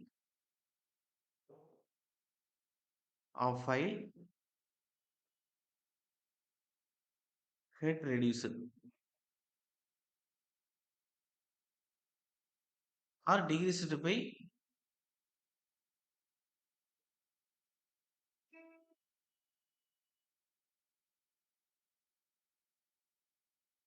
1/16 இல்ல or 6.25%.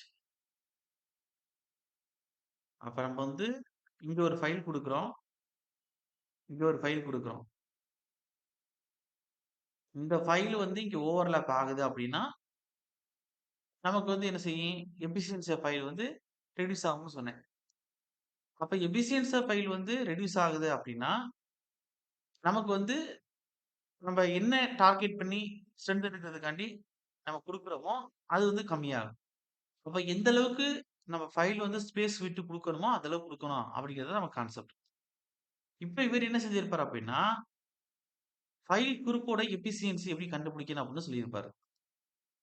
அது எப்படி கண்டுபிடிப்போம் அப்படின்னா, இப்ப நம்ம ஃபைல் வந்து ஒரு ஃபைல் போட்டு, அது பக்கத்துல ஒரு ஃபைல் வந்து எப்படி குடுக்கும்போது எப்படி இருக்கும் எஃபிஷியன்சி? 2 ஃபைல் குடுக்கும்போது எப்படி இருக்கும்? 3 ஃபைல் குடுக்கும்போது எப்படி இருக்கும்? அப்படின்னு தான் நான் பார்க்க போறோம். இப்ப நீங்களே பாருங்க. ஃபர்ஸ்ட் அவர் வந்து டெரைவேஷன் தான் டெரைவேஷன் மீன்ஸ் என்ன? மேத்தமேட்டிக்கல் சொல்யூஷன் தான் குடுத்திருப்பாரு. ஃபர்ஸ்ட் ஏ வந்து என்ன எழுத போறீங்க அப்படின்னா, இங்க ஒரு ஃபைல் இருக்கு. ஸ்பேசிங் வுட்டு இங்க ஒரு ஃபைல் வைக்கிறோம்னு வச்சுக்கிறோம். ஓகே.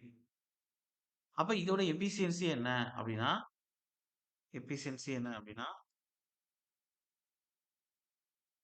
அதாவது ஃபைல் குரூப்போட எஃபிஷியன்சி வகுத்தல் n இன்டு q அல்டிமேட். இப்ப இந்த ஃபைல் குரூப்போட எஃபிஷியன்சி எப்படி சார் கண்டுபிடிப்போம் அப்படின்னா, இங்க விஷயம் என்னன்னா, இங்க எத்தன நம்பர் ஆஃப் ஃபைல்ஸ் வருது அப்படிங்கிறத நம்ம டார்கெட் பண்ணணும் ஃபர்ஸ்ட். இங்க எத்தன நம்பர் ஆஃப் ஃபைல்ஸ் டோட்டலா இருக்கு? டோட்டலா எத்தன இருக்கு? 2 இருக்கா? அப்ப 2 இன்டு அவர் என்ன குடுத்திருக்காரு? 1/16ன்னு குடுத்திருக்காரு. அதாவது டிகிரீஸ் ஆகணும். அப்ப அந்த 1/16 பக்கத்துல போடுங்க. நல்லா கவனிக்கணும். 1/16 போட்டுட்டு, இப்ப என்னன்னா, இது எத் எ எ இது எதோட ஷேர் பண்ணுது அப்படின்னு பார்க்கணும். இந்த 1வது ஃபைல், 2வது ஃபைல் குடுத்துருக்கேன். இப்ப 1வது ஃபைல் எந்த ஃபைலோட ஷேர் பண்ணுது? 2வது ஃபைலோட ஷேர் பண்ணுது. அப்ப இது ஷேர் பண்றது 1 தான். Sir clear? என்ன சொல்ல புரியுதா உங்களுக்கு? ஒரு ஃபைல் மட்டும் தான் ஷேர் பண்ணுது 1வது ஃபைல். கிளியர்? அப்டின்னா இந்த 16லேருந்து 1 கழிக்கணும். அப்ப இன்டு 15 போடணும். இதுதான் புக்ல எப்படி குடுத்துருப்பான் அப்டின்னா, டைரக்ட்டா 15/16ன்னு குடுத்துருப்பான். கிளியர்? எல்லாருக்கும் புரியுதா? இப்படி குடுத்துருப்பான். கிளியர்? ஓகே. கீழ இப்ப எண்ணுங்கிறது என்ன? Total number. Total number of pile இதுல எத்தன இருக்கு? 2 இருக்கு. அப்ப ஒவ்வொரு ஃபைலோட ஃபைல் லோட் கெப்பாசிட்டி என்ன எடுத்துக்கணும்னா 1ன்னு எடுத்துக்குவாங்க. எல்லா கேஸுக்குமே அப்படிதான். 1ன்னு வச்சு சால்வ் பண்ணியிருப்பாரு அவரு. அப்ப 1. அப்ப இத அடிச்சா 2க்கு 2 கேன்சல் ஆயிரும். 15/16 எவ்வளவு சார் வரும் அப்டின்னா, இன்டு 100 பெருக்கிக்கிறணும். பெர்சன்டேஜ்ல வேணும்னா 100 பெருக்கிக்கிறணும். இன்டு 100 பெருக்கிக்கிறணும் பெர்சன்டேஜ்ல வேணும்னா. அப்ப நமக்கு 93.75% கிடைக்கும். ரவுண்ட் அப்பா 94%. நீங்க இந்த ஃபார்முலா மேல பார்த்திருப்பீங்க. இது ஃபார்முலா இம்பார்டன்ட் தான் மேல பார்த்திருப்பீங்க. இந்த கால்குலேஷன் போட தெரியலாட்டியும் கூட பரவால்ல. இந்த வேல்யூ ஃபைனல் அவுட்புட்ங்கிறது ரொம்ப இம்பார்டன்ட் ரிசல்ட்ங்கிறது. கிளியர்? இது எக்ஸாம்ல கேட்டிருக்கான். அப்ப இது வந்து ஒரு ஃபைலுக்கு. இப்ப இப்ப நீங்களே சொல்லலாம் பாருங்களேன். அடுத்த ப்ராப்ளம். பின்னு எழுதிக்கிடுங்க. இப்ப இங்க ஒரு ஃபைல் சிங்கிள் ஃபைல் குடுத்திருக்கும்.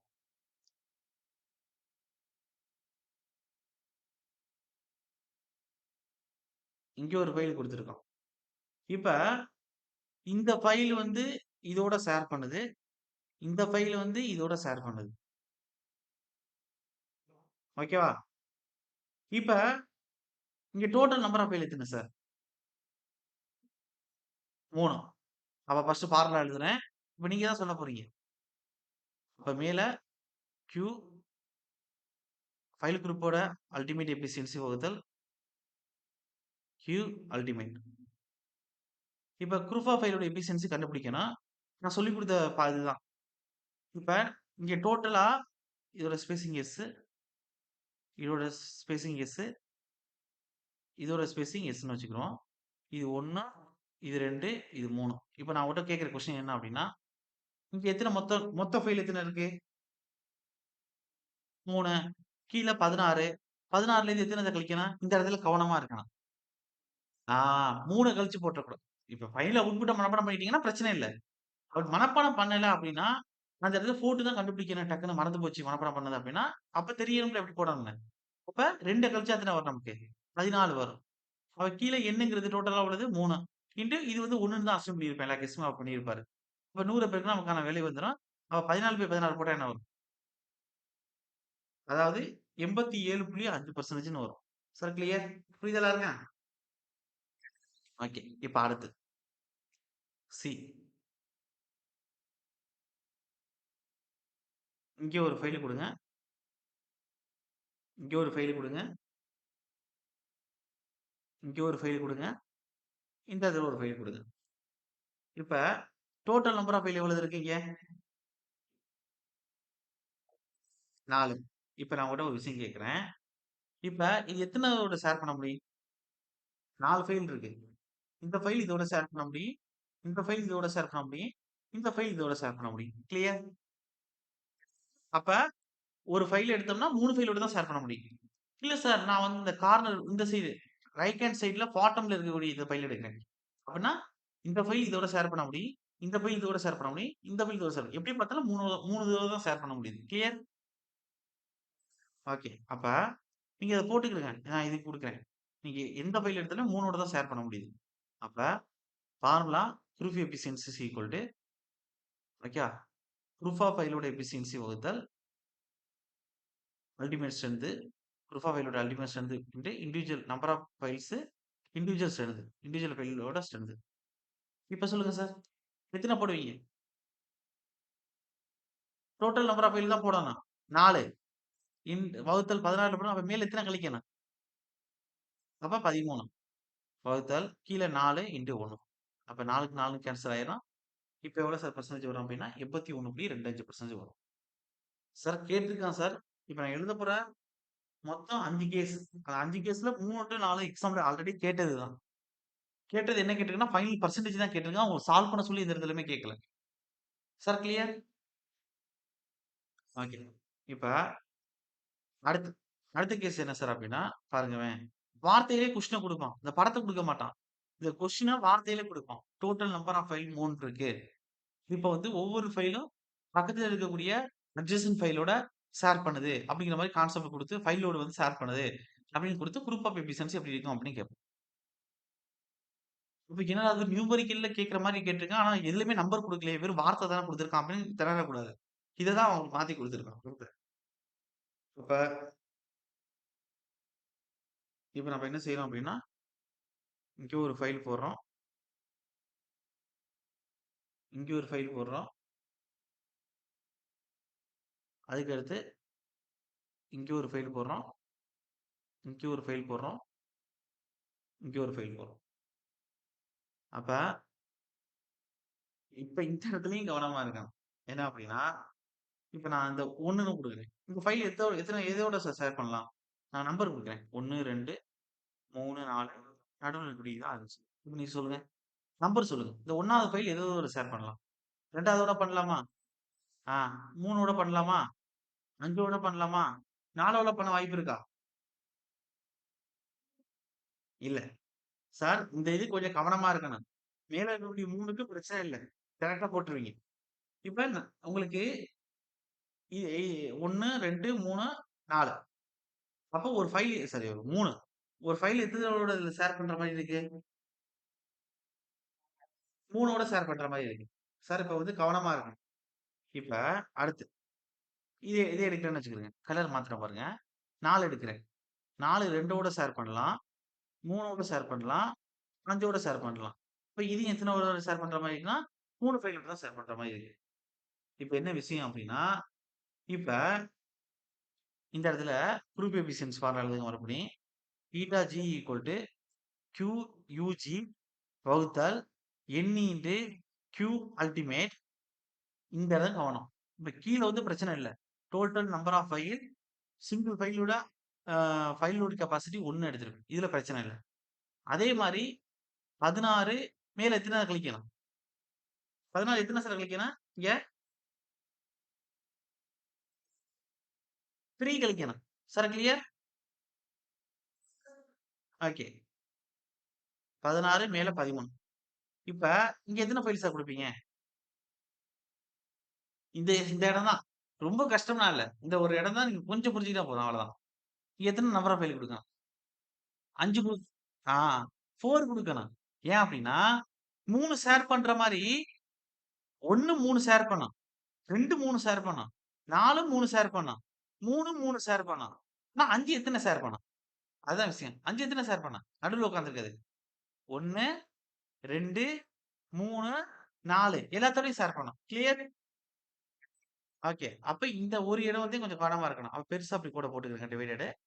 அப்ப இங்க என்ன சார் வரும்? 4 பிளஸ் அந்த 5வது ஒரு எத்தன ஃபைல் இருக்கு? ஒரு ஃபைல் இருக்கு. அந்த ஒரு ஃபைல் எத்தன தடவ ஷேர் பண்ணுது?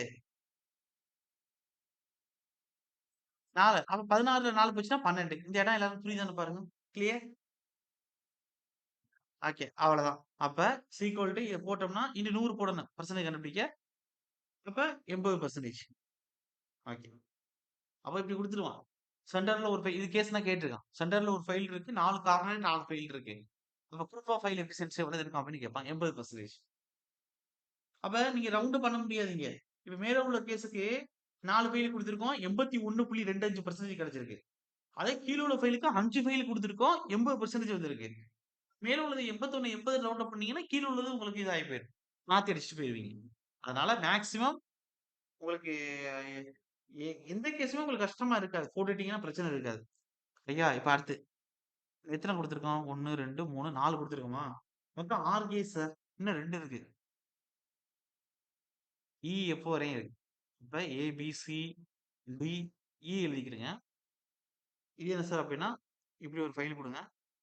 இப்படி ஒரு ஃபைலு, இப்படி ஒரு ஃபைல்.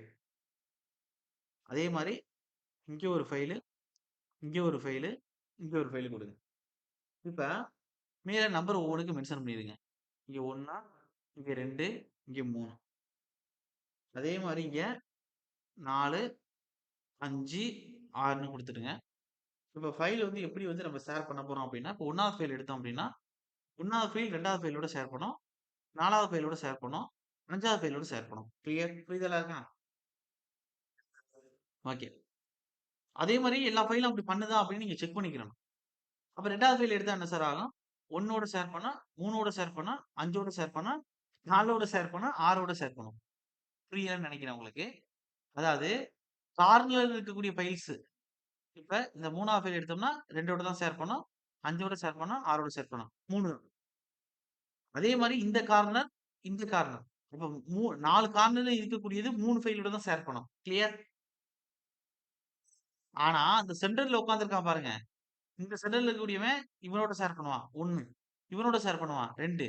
இவனோட ஷேர் பண்ணுவான் 3. இவனோட ஷேர் பண்ணுவான் 4. இவனோட ஷேர் பண்ணுவான் 5. அதே மாரி தான் இந்த இடத்துல உள்ள சென்டர்ல உள்ளவனும். அப்ப இந்த சென்டர்ல உள்ளவன் இன்னும் 5 ஃபைலோட ஷேர் பண்றான்.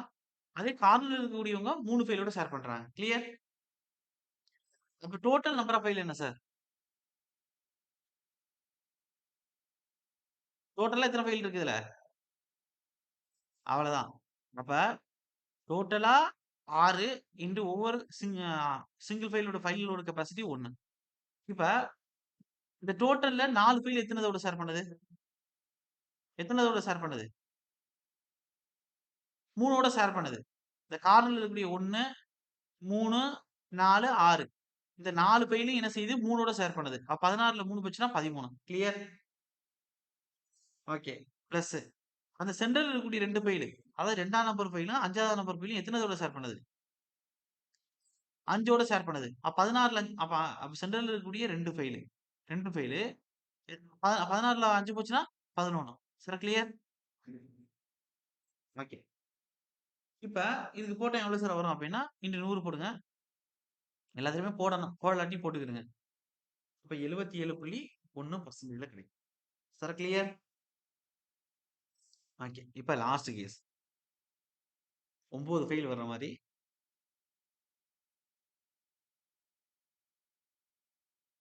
இங்க ஃபைல் குடுங்க. இங்க குடுங்க. இங்க குடுங்க. இங்க குடுங்க. இங்க குடுங்க. இங்க குடுங்க. இங்க குடுங்க. இங்க குடுங்க. இங்க குடுங்க. இப்ப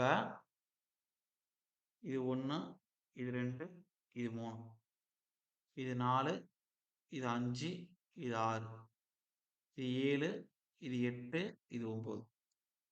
இப்ப ஒவ்வொரு ஃபைலும் எவ்வளவு ஷேர் பண்ணுதுன்னு தான் நான் பார்க்கணும். இந்த இடத்துல இருக்கிற ஃபைல் என்ன செய்யும்? இதோட ஷேர் பண்ணும். இதோட ஷேர் பண்ணும். இதோட ஷேர் பண்ணும். அப்ப ஒரு விஷயம் முடிச்சுட்டோம். இந்த கார்னர்ல இருக்கக்கூடிய எல்லாருமே 3 ஃபைலோட ஷேர் பண்ணுவாங்க. கார்னர்ல டோட்டலா எத்தன ஃபைல் இருக்கு? கார்னர்ல டோட்டலா? பக்கத்துல எழுதி வச்சுக்கிறேன் புரியணுங்கிறதுக்காண்டி. எத்தன இருக்கு? 1, 2, 3, 4 இருக்கா? கார்னர்ல டோட்டலா எவ்வளவு சார் இருக்கு?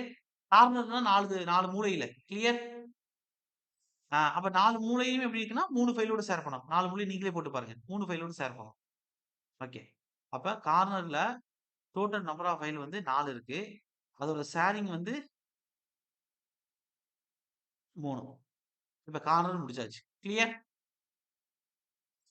அதுக்கடுத்து ஆ மிட்ன்னு போடுறேன். மிட்ன்னு எத குடுக்குறேன்னா, இந்த 2, இந்த 4, இந்த 6, இந்த 8 மிட்ன்னு குடுக்குறேன். சார், அதாவது இந்த ரோ வைஸ் மிட்ல இருக்கு. ரோ மிட்ன்னு குடுக்குறேன். இது வந்து காலம் வைஸ் மிட்ல இருக்கு. ரோ ஆன் காலம்ல மிட் எவ்வளவு சார் இருக்கு? நடுவுல எவ்வளவு இருக்கு? 4 இருக்கு. அப்ப மொத்தம் 4 இருக்கு. அது எல்லாம் எத்தன ஷேரிங் பண்றது தான் அடுத்த விஷயம். இப்ப ஷேரிங் என்ன அப்டின்னா, நீங்களே போட்டு பாருங்க. 2 1ஓட ஷேர் பண்ணோம், 3ஓட ஷேர் பண்ணோம், 5ஓட ஷேர் பண்ணோம், 4ஓட ஷேர் பண்ணோம், 6ஓட ஷேர் பண்ணோம். மொத்தம் எத்தனதோட ஷேர் பண்ணுது? 5. அப்ப இது 5ஓட ஷேர் பண்ணுது. அடுத்து லாஸ்ட் ஒன். சென்டர். சென்டர்ல எத்தன ஃபைல் இருக்கு? 5ஆம் நம்பர் ஃபைல் ஒத்தே இருக்கு. 1. இது எத்தனோட ஷேரிங் பண்ணுது சார்? 1, 2, 3, 4, 5, 6, 7, 8. அப்ப டோட்டலா 8ஓட ஷேர். ஏன் தனியா எடுத்து எழுதியிருக்கேன் அப்டின்னா, இப்ப நான் இங்க போடும்போது டக் டக்ன்னு இத பார்த்து எழுதிறலாம். அப்ப ஃபர்ஸ்ட் எழுதுங்க formula. Eta G equal to QUG வகுத்தல் N into Q ultimate. That's all. இப்ப விஷயம் என்ன அப்டின்னா, கீழ பெருசா போட்டுக்குதுங்க. இப்ப டோட்டலா எத்தன இருக்கு? 9 ஃபைல் இருக்கா? 9 இன்டு 1. மேல ஃபர்ஸ்ட்டு கார்னர் எடுப்போம். கார்னர்ல மொத்தம் 4 ஃபைலு. அது எத்தன ஷேர் பண்ணுது அப்டின்னா, 3 கழிச்சுட்டா 3 ஷேர் பண்ணுது. அப்பன்னா 3 கழிக்கணும். அப்ப 13 plus row and column wise மிட்ல இருக்கிறது மொத்தம் 4. அதுல வந்து எத்தன ஷேர் பண்ணுதுன்னா, 15 5 ஷேர் பண்ணுது. அப்ப 11 பிளஸ் அ அடுத்து சென்டர்ல எத்தன இருக்கு? 1 ஃபைல் இருக்கு. இன்டு 16ல எத்தனோட ஷேர் பண்ணுது அப்டின்னா, 8ஓட ஷேர் பண்ணுது. அப்ப 8. கிளியர்? எல்லாரும் புரியுதா? 16ல 8 ஷேர் பண்ணுதுன்னா சாரி 16ல 8 ஷேர் பண்ணுதுன்னா, அப்ப 16ல 8 போச்சுன்னா எத்தன? 12 தானே? கரெக்ட்டா? தப்பா? சரி 8 தானே? கரெக்ட் தானே? 8 தான். சரி 16ல 8 கழிச்சுட்டா 8 தானே வரும். கரெக்ட் தான். ஓகே. அப்ப இது எவ்வளவு பெர்சன்டேஜ் சார் அப்டின்னா, ஈட்டா ஜி ஈக்குவல் டூ 72.2% எவ்வளவு பேருக்கு புரியுது? அவ்வளவுதான். கிளியர்? இதுதான் நமக்கு வந்து பெல்ஸ் ரூல் படி குரூப் எஃபிஷியன்சி வந்து ஃபைலுக்கு எப்படி கண்டுபிடிக்கிறது? ஃபைல் குரூப் எஃபிஷியன்சி எப்படி கண்டுபிடிக்கிறது? அப்ப சிங்கிள் ஃபைலோடனா, இப்ப நம்ம வந்து இத கண்டுபிடிக்கிறதுக்கு நாங்க எத சார் மனப்பாடம் பண்ணிக்கிறோம் அப்படின்னா, இந்த ஃபார்முலா இம்பார்டன்ட் அது மேலேயே படிச்சுக்கிருவீங்க. அதனால இங்க அது அவசியம் இல்ல. அதுக்கடுத்து இதுல 94% அப்படின்னு குடுத்துருக்கீங்களா கண்டுபிடிச்சு ஃபைனல் அவுட்புட். அதுதான் மனப்பாடம் பண்ணிக்கிறேன். அதுல என்ன ஞாபகம் இருக்கணும் அப்படின்னா, எதுக்கு 94% படிக்கிறோம்? அப்ப file total number 2. File total number 3. அதுக்கு பிரச்சனை இருக்காது. 87.5 நீங்க மனப்பாடம் பண்ணிக்கலாம். File total number 4. அதுக்கு உங்களுக்கு பிரச்சனை இருக்காது. எந்த குழப்பமே இருக்காது. 81.25 படிச்சுக்கலாம். அதே வந்து ஃபைல் டோட்டல் நம்பர் 5ன்னு குடுத்துட்டு, சென்டர்ல ஒரு ஃபைல் இருக்கு அப்படின்னு தான் இப்படிதான் மென்ஷன் பண்ணணும். அதுக்கும் குழப்பம் இருக்காது. ஆனா, இந்த மாரியான இது 6 குடுக்குறேன்னு சொல்றானே, இந்த 6லேருந்து கொஞ்சம் குழப்பம் வரலாம். அதுக்கும் குழப்பம் வர வாய்ப்பில்ல. அவன் இத்தன வருஷமா வந்து கேட்டிருக்கிறது வந்து மாத்திலாம் எதுவும் கேட்டதில்ல. அப்புறம் என்ன செய்றீங்க? மொத்த நம்பர் ஆஃப் ஃபைல வந்து ஞாபகம் வச்சுக்கிறங்க. நீங்க வந்து எத்தன ஃபைலோட ஷேர் பண்ணுது அப்படின்னு கேட்டாலும் நீங்க கவனமா இருக்கணும். இப்ப ஃபர்ஸ்ட் 3 கேஸ பொறுத்தவர, எத்தன ஃபைலோட ஷேர் பண்ணுதுன்னு வச்சு குழப்பி கேட்பான். ஆனா 4வது கேஸ்லேருந்து டோட்டல் நம்பர் ஃபைல வச்சு தான் கேட்க முடியும். ஷேர் பண்றத வச்சு கேட்க முடியாது. Sir clear? புரியுதா நான் சொல்றேனே? ஏன்னா 4வது நம்பர்லேருந்து ஷேர் பண்றது வந்து 2 விஷயம் ஷேர் பண்ணும். சென்டர்ல இருக்கக்கூடிய ஃபைலும் ஷேர் பண்ணுது. சுத்தி இருக்கக்கூடிய கார்னர் ஃபைலும் ஷேர் பண்ணுது. ஆனா ஃபர்ஸ்ட் 3 இதுல பாருங்கவேன், ஒவ்வொரு இண்டிவிஜுவல் ஃபைல் வச்சு தான் ஷேர் பண்ணுது. கிளியர்? அப்ப இத எப்படி கொஸ்டின் மாத்தி கேட்கலாம்னா, ஏ, பி, சில கொஸ்டின் கேட்கறான்னா, தியரில எப்படி வார்த்தை குடுக்கலாம் கொஸ்டின்ல அப்படின்னா, டோட்டல் நம்பர் ஆஃப் ஃபைல் இத்தன அப்படிங்கிற மாரி குடுத்து ஃபைல் எஃபிஷியன்சி கேட்கலாம். அப்படி இல்லாட்டி, டோட்டல் நம்பர் ஆஃப் ஃபைல் இத்தன, அதுல ஷேரிங் பண்றது இத்தனைல பண்ணுது அப்படிங்கிற மாரியோ, இல்ல ஒவ்வொரு ஃபைலும் இத்தன ஃபைலோட ஷேர் பண்ணுது அப்படிங்கிற மாரி குடுக்கலாம். இப்ப ஒரு ஃபைலோட ஷேர் பண்ணுதுன்னு குடுத்தா, டோட்டல் நம்பர் ஆஃப் ஃபைல் எத்தன இருக்குன்னா இங்க? அந்த வேல்யூ குடுக்கலாட்டி விட. 4 இருக்கணுமா? ஒரு ஃபைலோட ஷேர் பண்ணுது அப்படின்னா, டோட்டல் நம்பர் ஆஃப் ஃபைல் எத்தன இருக்குன்னு நான் கேட்கிறேன். ஒரு ஃபைல்ல வந்து ஷேரிங் இருக்குன்னா, 1 தானே இருக்கு. சார் 2 தானே இருக்க முடியும். கிளியர்? சார் நான் எப்படி சொல்றேன்னா, அதாவது இப்ப ஒரு ஃபைலோட ஷேரிங் அப்படின்னா, இங்க எத்தன ஃபைல் இருக்கு? 2 ஃபைல் இருக்கு டோட்டலா. 1, 2. இப்போ ஒரு ஃபைலோட தான் ஷேரிங் நடக்குது. ஒண்ணு இவன் இவனுக்கு ஷேர் பண்ணணும். இல்ல அல்லது இவன் இதுக்கு ஷேர் பண்ணணும். ஒரு ஃபைலோட தான். இப்ப 2 ஷேர் பண்றதுன்னா, இவனுக்கு ஷேர் பண்ணிக்கலாம், இவனுக்கு ஷேர் பண்ணிக்கலாம். இல்ல இவன எடுக்கல அப்படின்னா, இவன எடுத்தோம் அப்படின்னா, இவன் இவனுக்கு ஷேர் பண்ணிக்கலாம், இவனுக்கு ஷேர் பண்ணிக்கலாம். இல்ல இவன எடுக்கிறோம் அப்படின்னா, இதுக்கு ஷேர் பண்ணிக்கலாம், இதுக்கு ஷேர் பண்ணிக்கலாம். 2 ஃபைல் ஷேரிங் வருது. அப்ப டோட்டல் நம்பர் ஆஃப் ஃபைல் எத்தன இருக்கு? எத்தனதோட ஷேரிங் பண்ணுதோ, பிளஸ் 1 சேர்த்தா டோட்டல் நம்பர் ஆஃப் ஃபைல் கிடைக்க போகுது. கிளியர்? ஓகே. இது ஃபர்ஸ்ட் 3க்கு பொருந்தும். 4வதுலேருந்து நீங்க வந்து பார்த்துக்கிடணும். இந்த இது அப்ப குடுக்குற அந்த டோட்டல் நம்பர் ஆஃப் ஃபைலுக்கு தான் பார்த்துக்கிடணும். ஷேரிங் ஃபைலுக்கு வச்சு எடுத்துக்க கூடாது. அப்ப டோட்டல் நம்பர் ஆஃப் ஃபைல் 6 சரி 5, 6 அதுக்கு அடுத்து 9. அப்ப இதுக்கு 5, இதுக்கு 6, இதுக்கு 9. அப்ப டோட்டல் நம்பர் ஆஃப் ஃபைல் வச்சு தான் அவன் கேட்பான். அப்படி கேட்டான் அப்படின்னா 5க்கு 80% அடுத்து 77.1% அடுத்து 72% நான் வச்சுக்கிறேன். கிளியர்? ஓகே. அதாவது நான் நடத்தும்போதே என்ன குழப்பம் வரும், எப்படி ஞாபகம் வச்சுக்கணும்ன்றத கூட சொல்லிட்டேன். இது கேட்டு தப்பு பண்றீங்க அதுக்கு மேலயும் அப்படின்னா, அப்புறம் என்ன சொல்றது? ஓகே. கேட்பாங்க. அடுத்து இப்ப கன்வெர்ஸ் லாபரி ஃபார்முலா. மொத்தம் 2 ஃபார்முலா தான் இருக்கு. ஃபைல் குரூப் எஃபிஷியன்சி கண்டுபிடிக்கிறதுக்கு. அதுல பெல்ஸ் ரூல். பெல்ஸ் ரூல்ல ஏன் கேட்கிறேன் அப்டின்னா, அடுத்து இருக்கக்கூடிய ஃபார்முலா பெருசா இருக்கு. எனக்கு தெரிஞ்சு இந்த கொஸ்டின் இந்த ஃபார்முலா வந்து டிஆர்பி எக்ஸாம்ல ஒரு டைம் கேட்டிருந்தான். இந்த 2022ல நடந்துச்சுல்ல ஆன்லைன் எக்ஸாம் டிஆர்பி. அத வச்சு கேட்டிருந்தாங்க அந்த ஃபார்முலா அப்படியே குடுத்து. ஃபியூச்சர் பர்ப்பஸ் கூட நமக்கு கேட்கலாம். ஜஸ்ட் நமக்கு ஏன் அந்த பிரச்சனை? நான் ஃபார்முலா குடுத்துர்றேன். லைட்டா அப்படியே ஸ்கேன் பண்ணிக்கிறேன். மனப்பாடம் பண்ண வேணாம். எப்படி இருக்கு அப்படின்னு பார்த்து வச்சுக்கிடுங்க. ஆப்ஷன பார்த்து டிக் பண்றதுக்கு. Okay.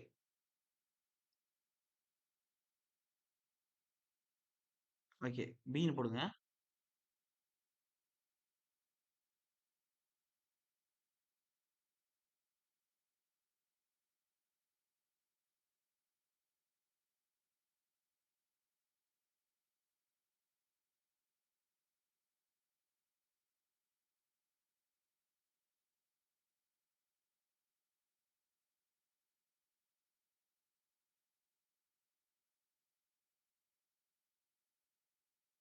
Converse Labarre formula.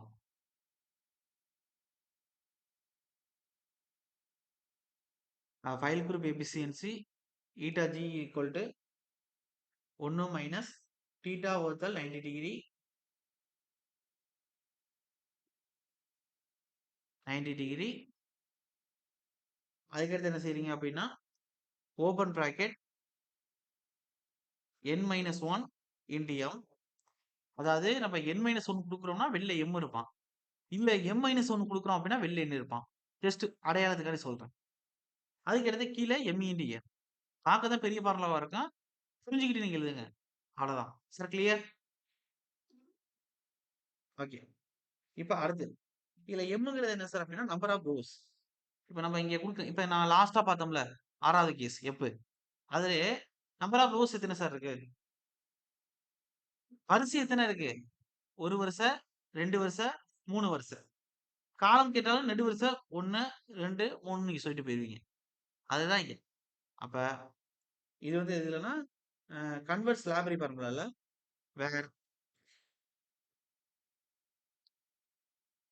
mங்கிறது number of rows. அதே சேம் டைம் நம்மளுடைய எண்ணுங்கிறது எதை குறிக்கும் சார் அப்படின்னா, number of piles in a row. இது என்ன சார் ஒண்ணுமே புரியலையே சார் அப்படின்னா, வெயிட். In a row. அதாவது நம்பர் ஆஃப் ரோங்கிறது எத்தனை இருக்கு? 3 வரிசை இருக்கு. ஓகேவா? ஒ அதே வந்து number of piles in a row அப்படின்னா ஏ ரோன்னு குடுத்துருக்கான். அப்ப 1 ரோ. அப்ப ஒரு ரோல எத்தனை இருக்கு? அது 3 தான் இருக்கு. இது பார்முலாலாம் கேட்க போறதில்ல. சொல்றேன் நான். Sir clear? ஓகே. அப்ப இந்த தீட்டா ஒருவேள ஃபியூச்சர் பர்ப்பஸ்ல கேட்டானா யூஸ் ஆகுறதுக்காக குடுத்துருக்கேன். தீட்டா எப்படி சார் கண்டுபிடிக்கணும் அப்படின்னா, tan inverse of diameter of the pile divided by spacing of pile. அது எப்படி சொல்லுவாங்கன்னா, டி பை எஸ் அப்படின்னு சொல்லுவாங்க. இதுல டிங்கிறது என்ன சார் அப்படின்னா, அதையும் எழுதிக்கிடுங்க. வேர் ஸ்மால் டி அப்படின்னு என்ன சார் அப்படின்னா, diameter of pile. Diameter of ஃபைல்ன்னு போடுங்க. அதே எஸ்ங்கிறது என்ன சார் அப்படின்னா, ஸ்பேசிங் ஃபைல். அதாவது ஸ்பேசிங் ஆஃப் ஃபைல்ன்னு போடுங்க.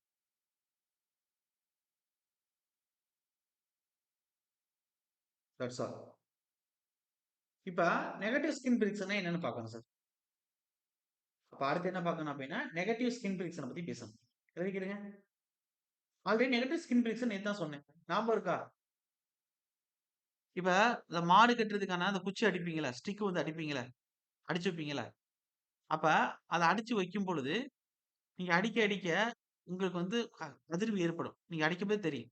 அப்ப ரொம்ப ஹார்டா இருக்குன்னா, இதோட ஸ்கின்ல ஆப்போசிட்ல பிரிக்ஷன் டெவலப் ஆகுதுன்னு அர்த்தம். கிளியர்? புரியுதா நான் சொல்றேனே? நீங்க அடிக்க அடிக்க கொஞ்சம் அடிக்க கடினமா இருக்குன்னா, உள்ளுக்குள்ள சாயில் வந்து நல்லா ஸ்டிஃப்பா இருக்கு. அது என்ன செய்யுதுன்னா, உங்க அடிக்கக்கூடிய அந்த ஸ்டிக்க அடிக்க விடாத அளவுக்கு அடிக்குது. கொஞ்சம் கொஞ்சமா தான் இறங்குது. இப்ப என்ன செய்யுதுன்னா, ஆப்போசிட்ல அதோட தோல் பகுதியில ஒரு பிரிக்ஷன் டெவலப் ஆகுது. அதான் ஸ்கின் பிரிக்ஷன்னு சொன்னேன். ஞாபகம் இருக்கா? கிளியர்? அப்ப நம்ம அடிக்கக்கூடிய ஃபோர்ஸ்க்கு எக்ஸ்டர்னல் லோடுக்கு ஆப்போசிட்டா ரெசிஸ்டிங் டெவலப் ஆகும். அதே சாயில் ரொம்ப லூஸா இருக்கு. புதை மணலா இருக்கு. இது ரொம்ப ஈரமா இருக்கு. இப்ப அந்த இடத்துல நம்ம அடிச்சோம்னா, நமக்கு என்ன இருக்கும்? அடிக்கிறது ஈஸியா இருக்கும். நீங்க அடிக்கிற டைரக்ஷன்ல டக்கு டக்கு டக்குன்னு கீழ இறங்கிட்டே இருக்கும். கிளியர் என்ன சொல்ல புரியுதா உங்களுக்கு? அப்ப என்ன செய்யுது? ஸ்கின் பிரிக்ஷன் அடிக்கக்கூடிய லோடு ஆக்டிவ் ஆகக்கூடிய டைரக்ஷன்லயே செயல்படுது. அப்ப நார்மலா இருக்கக்கூடிய ஸ்கின் ஃபிரிக்ஷனுக்கு ஆப்போசிட்டா அது டெஃபினிஷன் இருக்கா? அப்ப இது நெகட்டிவ் ஸ்கின் ஃபிரிக்ஷன். கிளியர்? அப்ப நெகட்டிவ் ஸ்கின் ஃபிரிக்ஷனுக்கு கண்டிப்பா கேட்டிருக்கான். நெறைய டைம் கேட்டிருக்கான். ம். அப்ப எழுதிக்கிறங்க பாயிண்ட். அப்ப இது எந்த மாதிரியான இடத்துல நடக்கும்னா, புதுசா கொட்டி வச்சிருக்கக்கூடிய சாயில் ரொம்ப லூஸா இருக்கும். அப்ப அந்த இடத்துல நெகட்டிவ் ஸ்கின் ஃபிரிக்ஷன் நடக்க வாய்ப்பு இருக்கு. அப்ப நான் குடுக்குற லிமிடேஷன்ஸ்லாம் எழுதிக்கிறங்க. அதுக்கு என்ன போடுறீங்க அப்டின்னா ஹெட்டிங் நெகட்டிவ் ஸ்கின் ஃபிரிக்ஷன் போடுங்க. படம் வரையணும்.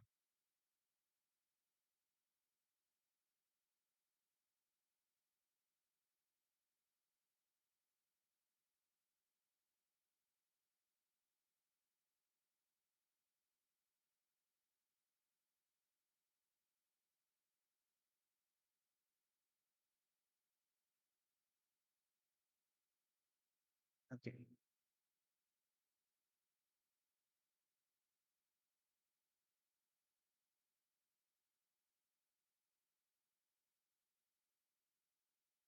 அப்ப நமக்கு வந்து ஃபைல் வந்து வரைஞ்சுக்கிறங்க. இப்ப லோடு வந்து இங்க ஆக்ட் ஆகுற மாரி. இப்ப நார்மல் சாயில் கண்டிஷனுக்கு தான் குடுக்குறேன். ஸ்கின் ஃபிரிக்ஷனுக்கு டெஃபினிஷன் குடுத்திருப்பேன்ல, அந்த கண்டிஷனுக்கு தான். இப்ப லோடு இங்க ஆக்ட் ஆகுற மாரி எடுத்துக்கிறோம். Pங்கிற லோடு.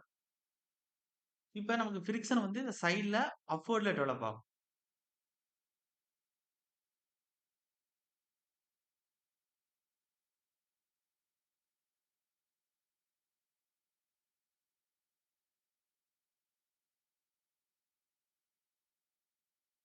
ஃபர்ஸ்ட்ல டெவலப் ஆகும். அப்ப இதுதான் என்ன சொல்லுவாங்கன்னா, ஸ்கின் ஃபிரிக்ஷன் சொல்லுவாங்க.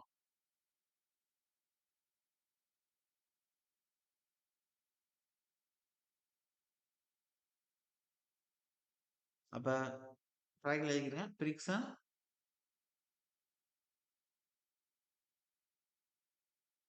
Acting upwards. ஓகே. அதே டயகிராம் நெகட்டிவ் ஸ்கின் ஃபிரிக்ஷனுக்கு பக்கத்திலே.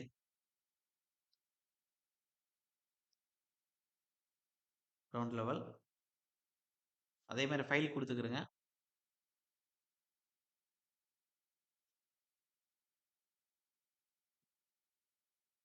இப்ப அதே மாரி லோடு வந்து மேல குடுக்குறோம். Pங்கிற லோடு குடுக்குறோம். லோடு குடுக்குற டைரக்ஷன்லயே நமக்கு என்ன இருக்கு? டவுன்வர்டா ரிஜெக்டிங் ஃபோர்ஸ் வந்து அது சர்ஃபேஸ் ஆஃப் த ஸ்கிரீன்ல உருவாகுது. அப்ப இங்க எப்படி இருக்கு? டவுன்வர்ட். தட் அப்வர்ட் டவுன்வர்ட் வந்து ரொம்ப இம்பார்ட்டன்ட். டவுன்வர்ட். அப்ப இது என்னன்னா, அந்த ஃபிரிக்ஷனுக்கு ஆப்போசிட்டா இருக்கா? அப்ப negative skin friction. Sir clear? புரியுதா நான் சொல்றேன்னு?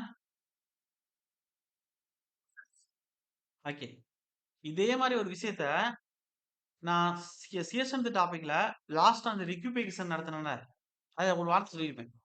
சீபேஜ் ஃப்ளோ வந்து டவுன்வர்டா இருந்துச்சுன்னா, நமக்கு வந்து எஃபெக்டிவ் ஸ்ட்ரெஸ் நல்லா இருக்கு. சீபேஜ் ஃப்ளோ அப்வர்டா இருந்துச்சு அப்டின்னா, எஃபெக்டிவ் ஸ்ட்ரெஸ் வந்து அந்த அளவுக்கு இருக்காதுன்னு சொல்லியிருப்பேன். கிளியர்? ஓகே. அதே கிட்டத்தட்ட இது மாரி தான். ஆனா வேற வேற கான்செப்ட். 2யும் போட்டு மிங்கில் பண்ணிக்க கூடாது. ஓகே. இப்ப அடுத்து எக்ஸாம் ஓரியன்டனா டெக்னிக்கல் பாயிண்ட்ஸ் நான் குடுக்குறேன். அப்படியே வரிசையா நோட் பண்ணிக்கங்க. ஸ்கின் ஃபிரிக்ஷனுக்கு மேலே ஃபார்முலாலாம் குடுத்தாச்சு. என்ன சார் ஃபார்முலா அப்படின்னா, ஞாபகம் இருக்கும்னு நெனைக்கிறேன். அதாவது மொத்தமா Q அல்டிமேட்ன்னு குடுத்து என்ன குடுத்திருப்பேன்? QS plus QP. இந்த QSக்கு FS இன்டு AS இதுக்கு அ FP or QP into AB அப்படின்னு குடுத்திருப்போம். அதுல இதுதான் ஸ்கின் ஃபிரிக்ஷன பத்தி பேசும். அப்ப ஸ்கின் ஃபிரிக்ஷன் ஃபோர்ஸ் வந்து இது. Skin friction force. இது skin frictional area, cylinder area. அதான் பை DLன்னு சொல்லி குடுத்திருப்பேன். ஞாபகம் இருக்கா? சார் உங்கள தான் கேட்கிறேன். ஞாபகம் இருக்கா? அப்படின்னு கேட்கிறேன். நேத்து நைட் நடத்தின கிளாஸ். கிளியர்? ஓகே. அப்ப இத ஆல்ரெடி சொல்லிட்டேன். இப்ப அத பத்தி நான் எழுதணுங்கிற அவசியம் இல்ல. அப்ப இங்க நம்ம எழுத வேண்டியது என்ன அப்படின்னா, நெகட்டிவ் ஸ்கின் ஃபிரிக்ஷன் வச்சு தான் இப்ப எழுதுற பாயிண்ட் 2 டைம் கொஸ்டின் கேட்டிருக்கான். இதுலேருந்து. அதாவது எல்லாம் ஒவ்வொரு லைன்ல தான் குடுக்கப்படுது. அப்ப நெகட்டிவ் ஸ்கின் ஃபிரிக்ஷன்.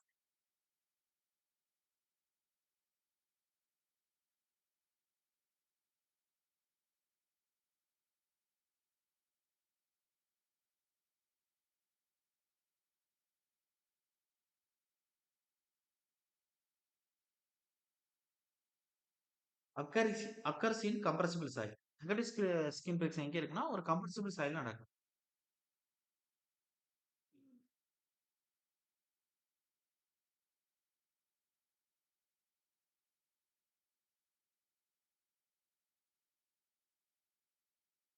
ஓகே. அதுக்கடுத்து loose, soft, recently filled up. இந்த மாதிரியான சாயில் டைப்லனா இது நடக்கும். அதிக கம்ப்ரசிபிள் தன்மை இருக்கக்கூடிய சாயில்ல நெகட்டிவ் ஸ்கின் பிரிக்ஷன் நடக்கும். குறிப்பிட்டு சொல்லப்போனா லூஸ் சாண்ட், சாஃப்ட்டா இருக்கக்கூடிய கிளே, ரீசென்ட்டா ஃபில் பண்ணி இப்ப வீடு கட்டுறதுக்கு தான் மண்ணு கொட்டாத கொட்டி வச்சிருப்பாங்க. அப்ப ரீசென்ட்டா ஃபில் பண்ணியிருக்காது. இப்ப அதெல்லாம் நீங்க வந்து ஒரு குச்சி வச்சு அடிச்சீங்கன்னா டக்குனு இறங்கும். அப்ப நெகட்டிவ் ஸ்கின் பிரிக்ஷன் உருவாகுதுன்னு அர்த்தம். கிளியர்? அப்ப loose sand, soft clay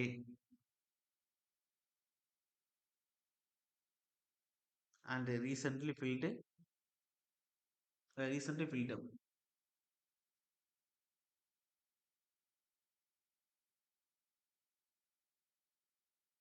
okay.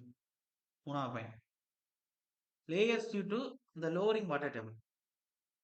அப்புறம் வாட்டரிங் டேபிளுக்கு லோவரிங்ல இருக்குது. இப்ப குளத்தோட கீழ் பகுதியெல்லாம் பார்த்தீங்கன்னா, எப்படி இருக்குன்னா, நீங்க குளத்துக்குள்ள இறங்குறீங்க.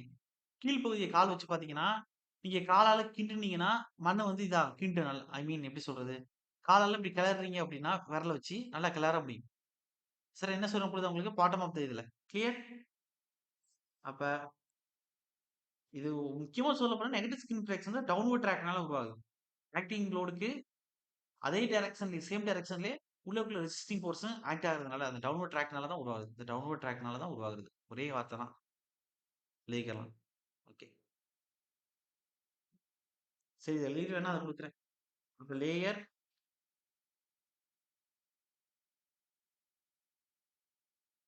Due to the lowering water table.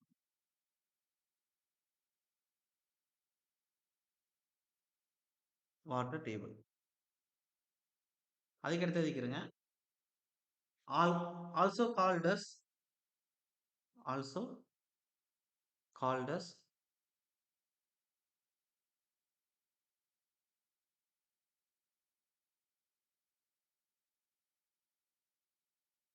Downward drag. Okay. அப்ப இத வந்து எலிமினேட் பண்ணணும்னா ஸ்மூத்தா கோட்டிங் குடுக்கணும். ஓகேவா? இது எப்படி குடுக்கணும்னா, உங்களுக்கு பிட்டுமல் கோட்டிங் குடுப்பாங்க. சரி ஓகே எழுதிக்கிறேங்க. Can be eliminate by providing smooth கோட்டிங்ன்னு குடுங்க.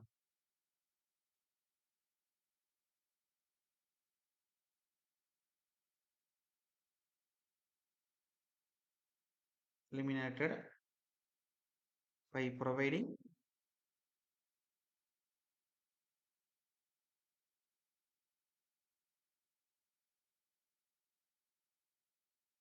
ஸ்மூத் கோட்டிங்ன்னு போடுங்க. ஓகே.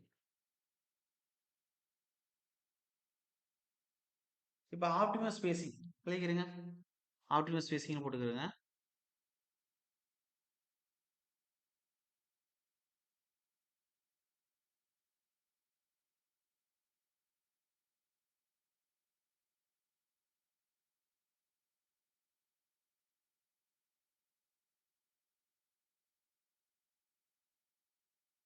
இந்தியன் ஸ்டாண்டர்ட் 2911 1979 இந்த கோடல் ப்ரொவிஷன்ஸ் படி எழுதிக்கிறோம்.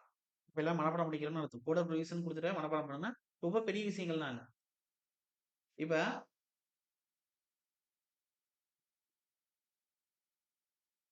ஒரு பிரிக்ஷன் ஃபைல் எடுத்துக்கிடுங்க.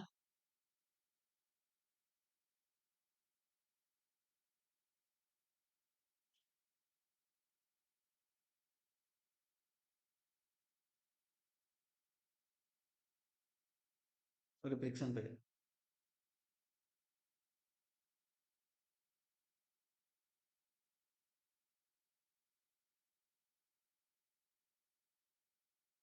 இப்ப இந்த சர்ஃபேஸ் அதான் இது கிரியேட் ஆகும்.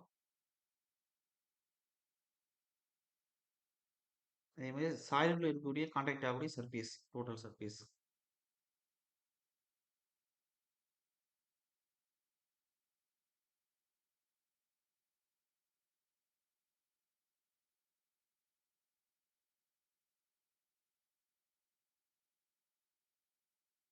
அடுத்து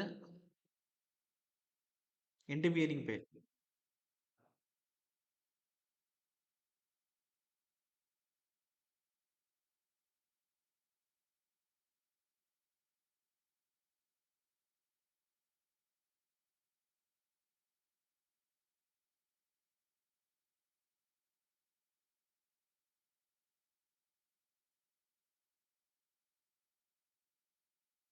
எண்ட் பியரிங் பத்தி பேசுறது.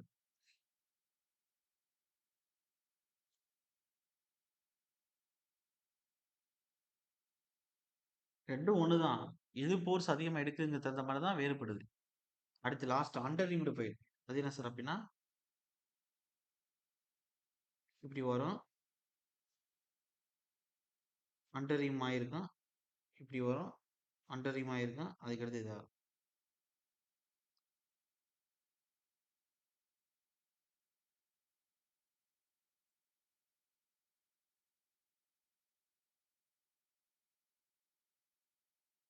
இப்போ இதெல்லாம் அண்டர் ரிம் ஆயிருக்காங்க நினைக்கிறேன். காங்கிரீட் கொட்டும் போது இதுக்குள்ள நல்லா போயிட்டு அதுக்கப்புறம் கீழே போயிட்டு அதுக்கப்புறம் இதாகும், பானையா இருக்கும் இந்த மாதிரி. அப்ப இதெல்லாம் எதுக்கு சார் எழுதுறீங்க அப்படின்னா, இப்ப இதே மாதிரி பக்கத்துல ஒண்ணு இருக்குன்னா அது ரெண்டு கிட்டத்தட்ட ஸ்பேசிங் எல்லாத்துலயுமே. இப்ப இதுல எக்ஸாம் பாயிண்ட் என்ன கேட்பானா, இந்த இதுக்கும் இதுக்கும் பிட்வீன் த ஸ்பேசிங் கேட்பான். Centre centre. இப்ப படம்னா லைட்டா பாத்துக்கிடுங்க. இது அண்டர் ரிம்டு ஃபைல். விஷயம் இப்ப கீழே எழுத போறேன். அதாவது இம்பார்ட்டன்ட் எக்ஸாம்ல கேட்டிருக்கான். இது அண்டர் ரிம்டு ஃபைல்.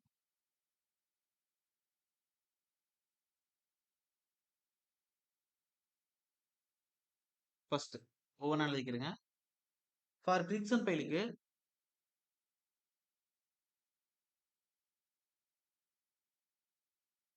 பிரிக்சன் ஃபைலுக்கு 3 இன்டு டயாமீட்டர்னு இருக்கும்.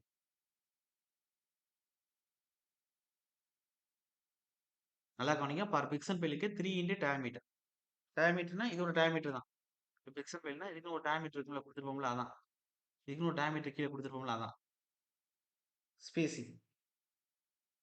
சார் எதுக்கு சார் 3 இன்டு 3னா எல்லாம் ஸ்பேசிங் தான் பார்க்கணும். இப்ப நான் ஒவ்வொரு சிங்கிள் ஃபைல் கொடுத்துருக்கேன். இப்ப பிரிக்சன் ஃபைலே இதே மாதிரி பக்கத்துல ஒண்ணு வைக்கிறேன் அப்படின்னா 2 கிட்ட ஸ்பேசிங் இருக்குல்ல. Sir clear? என்ன சொல்லணும் புரியுதா பாயிண்ட் ஆஃப் வியூல? அதே மாதிரி எண்ட் பியரிங் ஃபைலுக்கு ஸ்பேசிங். இதுல அண்டர் ரிம்டு ஃபைல்ல ஹரிசாண்டல் ஸ்பேசிங், வெர்டிகல் ஸ்பேசிங் 2 இருக்கு. சரி ஓகே ஃபர்ஸ்ட் எழுதிக்கலாம். ஃபார் பிரிக்சன் ஃபைலுக்கு அந்த டயாமீட்டர்ல 3 டைம்ஸ் இருக்கணும். எக்ஸாம்ல கேட்டிருக்கான் சார் ஸ்பேசிங். அதே ஃபார் எண்ட் பியரிங் ஃபைலுக்கு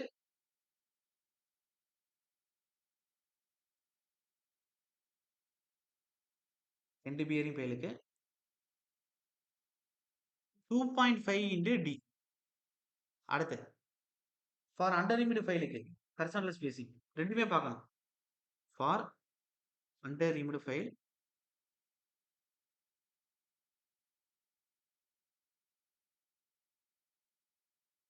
2 இன்டு அந்த டயாமீட்டர் ஆஃப் த ஃபைல். எப்ப at horizontal spacing.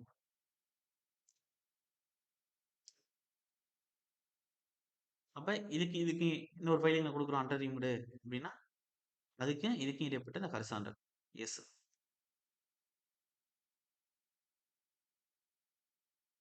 Under rim ஃபைலுக்கு இது ஹரிசாண்டல் ஸ்பேசிங். ஓகே. அடுத்து vertical spacing. Vertical spacing between under reamed pile. என்ன சார் அப்படின்னா சீக்வல் டு 1.5 இன்டு எக்ஸாம்பிள் கேட்டாச்சு into diameter. இந்த இதுக்கும் இதுக்கும் இடைப்பட்ட வெர்டிகல் ஸ்பேசிங். ரெண்டு அண்டர் ரிம்க்கு இடைப்பட்ட வெர்டிகல் ஸ்பேசிங். அந்த பானை மாதிரி இருக்குதான் அண்டர் ரிம். Sir clear? புரியுதுல இருக்கா? ஓகே. இப்ப சில இடத்துல சிங்கிள் அண்டர் ரிம்னு இருக்கும். அது என்ன சிங்கிள் அண்டர் ரிம்னா ஒரு ஒரு பானை மாதிரி இப்படி கொடுத்துருப்பாங்க இந்த ஃபைல்ல அண்டர் ரிம். இப்படி கொடுத்துருக்காங்க அப்படின்னா சிங்கிள். இப்ப நம்ம வரைஞ்சிருக்க டைப் என்ன சார் அப்படின்னா டபுள். நம்ம வரைஞ்சிருக்க இந்த டைப் வந்து டபுள். கிளியர்? இப்ப ஏன் சார் இதை சொல்றீங்க அப்படின்னா ரேஸுக்கு கேட்டிருக்கேன் எக்ஸாம்ல ஒரு டைம். எது எதுக்கு அப்படின்னா நம்மளுடைய டபுள் அண்டர் ரிம்டு ஃபைலுக்கும் சிங்கிள் அண்டர் ரிம்டு ஃபைலுக்கும் ரேஷியோ என்ன அப்படின்னு கேட்டாரு. Bearing resistance ratio. அப்போ 1.5ன்னு வரும். அதையும் கீழே கொடுக்க எழுதிக்கிறேங்க. சார் இந்த ஸ்பேசிங் வந்து எக்ஸாம்ல 2 3 டைம் கேட்டாச்சு. அதான் அந்த கீழே வெர்டிகல் ஸ்பேசிங் தான் கேட்டிருக்கான். அண்டர் லிமிட் பையில பொறுத்தவரை ஸ்பேசிங் கேட்கும்போது வெர்டிகல் கேட்கறானா, ஹரிசாண்டல் கேட்கறானா கொஞ்சம் கவனமா நல்லா பார்த்துட்டு அப்புறம் டிக் பண்ணுங்க. ஓகே. இப்ப அடுத்து எழுதிக்கிறேங்க.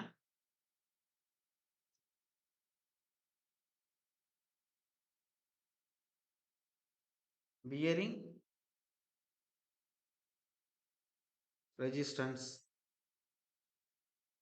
Of double under limit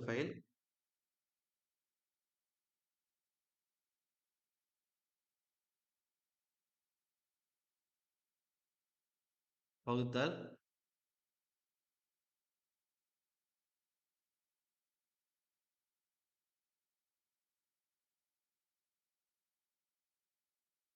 bearing resistance of single under-removed file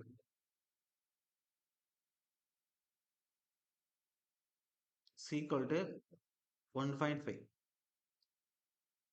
இப்ப நார்மலா ராட் ஃபவுண்டேஷன், மேட் ஃபவுண்டேஷன் வச்சு தான் பார்க்க போறோம். இப்ப ராட் ஃபவுண்டேஷன், மேட் ஃபவுண்டேஷனா நான் இங்கே தான் சொல்லணுங்கிற அவசியம் இல்ல. நம்ம ஆர்சிசில ஃபவுண்டேஷன பத்தி பேசும்போது அங்கேயும் பார்த்தோம். ஸ்டீல்ல அந்த காலம் பீஸ பத்தி பேசும்போது அங்கேயும் பார்த்தோம்.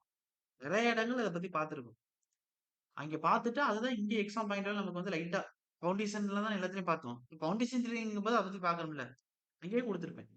எங்க ஹெவி லோடு வருதோ, நம்ம எந்த இடத்துல வந்து சாயில் ரொம்ப வீக்கா இருக்கோ, எங்க அதான் வீக்னா ஹைலி கம்ப்ரசிபிள் தன்மையோட இருக்கோ, நல்லா அழுந்தக்கூடிய தன்மையில இருக்கோ, ஒண்ணு ஹை லோடு இல்ல ஹைலி கம்ப்ரசிபிள் தன்மை. சாயில் ரொம்ப வீக்கா இருக்குது. இந்த மாதிரியான இடங்கள்ல ஃபுல்லாவே எப்படி ஸ்லாப்புக்கு ரெயின்போர்ஸ்மென்ட் அடிக்கிறோம். மெயின் ரெயின்போர்ஸ்மென்ட், டிஸ்ட்ரிபியூஷன் ரெயின்போர்ஸ்மென்ட் குடுத்து, அதே மாரி ஃபுல்லாவே ரெயின்போர்ஸ்மென்ட் அடிச்சு ஃபவுண்டேஷன் போடுவாங்க. ஃபுல்லா கான்கிரீட் கொட்டி. அதுதான் என்ன சொல்றாங்க அப்படின்னா, ராட் ஃபவுண்டேஷன். அதுக்கு இன்னொரு நேம் மேட் ஃபவுண்டேஷன் அப்படின்னு சொல்றாங்க. கிளியர் புரியுதா? ஓகே. இப்ப எழுதிக்கிறேங்க. ராட் ஃபவுண்டேஷன் குடுங்க. ஆல்ரெடி பார்த்தது தான். ஒரு சில விஷயங்கள வந்து இதில அப்டேட் பண்றேன். எல்லாம் பார்த்தது தான் வர முடியும். சரி ஓகே.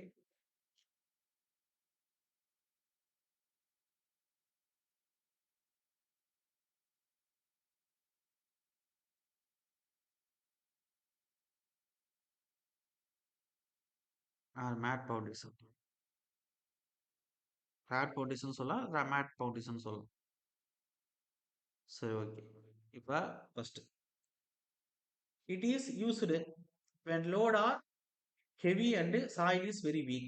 இல்ல highly compressible. இப்ப it is used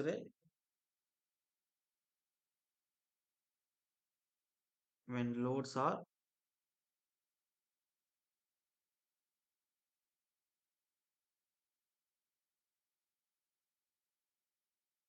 heavy and soil is very weak or highly compressible.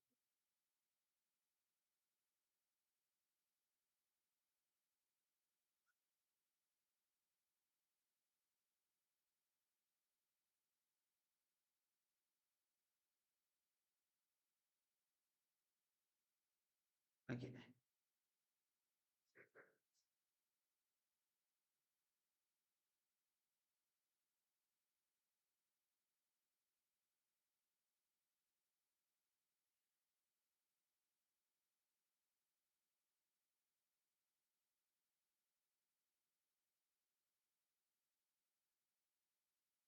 இது ஆல்ரெடி பார்த்தது தான் இந்த பாயிண்ட்.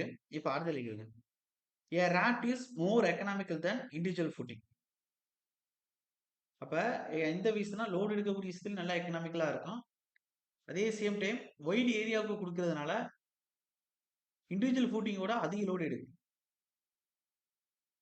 அப்ப இத எப்படி எழுதலாம் அப்படின்னா, அத எழுதிக்கிறேங்க.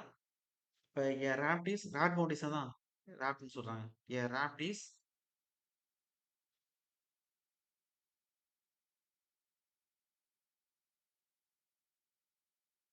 more economical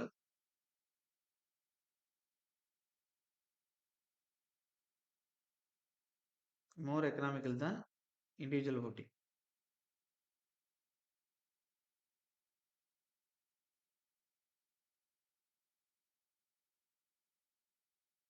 இண்டிவிஜுவல் ஃபூட்டிங் இதன் அடிப்படையிலனா எப்போனா when the total base area இது எப்போ வந்து ப்ரிப்பேர் பண்ணுவோம் அப்படின்னா எக்கனாமிக்கலா இருக்கும் அப்படின்னா total base area covered by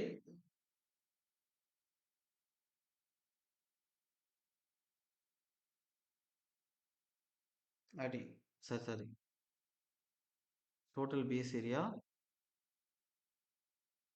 required by the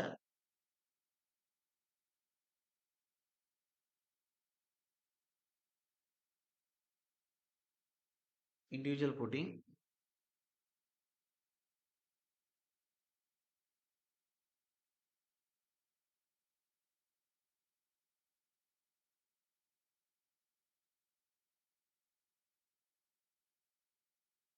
exceeds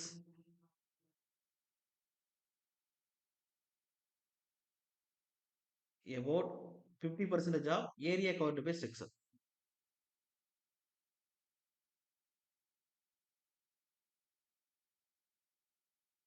Area covered by structure.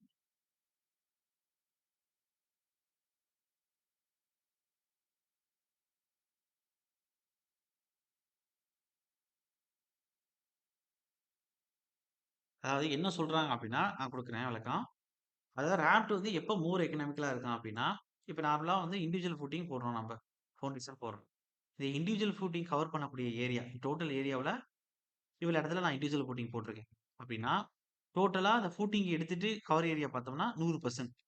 அந்த 100%ல நான் ஃபூட்டிங் போட்டிருக்கக்கூடிய இடம் ஆக்குபை பண்ணக்கூடிய ஏரியா வந்து பார்த்தா 50%க்கு எக்ஸீட் ஆகுது இந்த ஏரியா. அப்படின்னா நம்ம ராட் ஃபவுண்டேஷன் போடுறது எக்கனாமிக்கலா இருக்கும் அப்படின்னு சொல்றாங்க. ஃபுல்லாவே அதுக்கு வந்து என்ன செய்யலாம்? ஃபவுண்டேஷன் போட்டுறலாம் அப்படின்னு சொல்றாங்க. கிளியர்? ஓகே. அப்ப லோடும் நல்லா எடுக்கும். நமக்கு வந்து ஃபியூச்சர் பர்ப்பஸ்க்கு வந்து நீங்க எத்தன ஃப்ளோர் வேணும்னாலும் ஏத்தலாம் அப்படிங்கிற மாரி. ஓகே. அடுத்து இது வந்து என்ன செய்யும் அப்படின்னா, ஒரு பகுதி அமுக்குறது. கட்டடத்தோட ஒரு பகுதி அமுக்குறது. இந்த டிஃபரன்ஸ் செட்டில்மென்ட் சொல்றோம்ல. சாயில் வந்து கீழ எரெக்ட் ஆகுறதுனால. அப்ப அந்த பிரச்சனையை தவிர்க்கலாம். ராட் ஃபவுண்டேஷன் போடுறது மூலமா. நான் மொத்தமாலாம் குடுத்துருக்கோம். அப்படிங்கும்போது ஒரு பகுதி இறங்குனாலும் இன்னொரு பகுதியிலே ஃபவுண்டேஷன் இருக்கும். மொத்தமா குடுத்துருக்கும்போது. இன்வெர்டட் ஸ்லாப் மாரி செயல்படும். ராட் ஃபவுண்டேஷன்ங்கிறது. எழுதிக்கிறேங்க அடுத்த பாயிண்ட். அதாவது to avoid differential settlement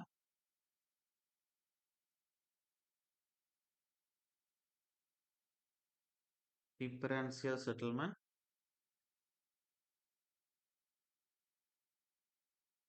in erratic soil.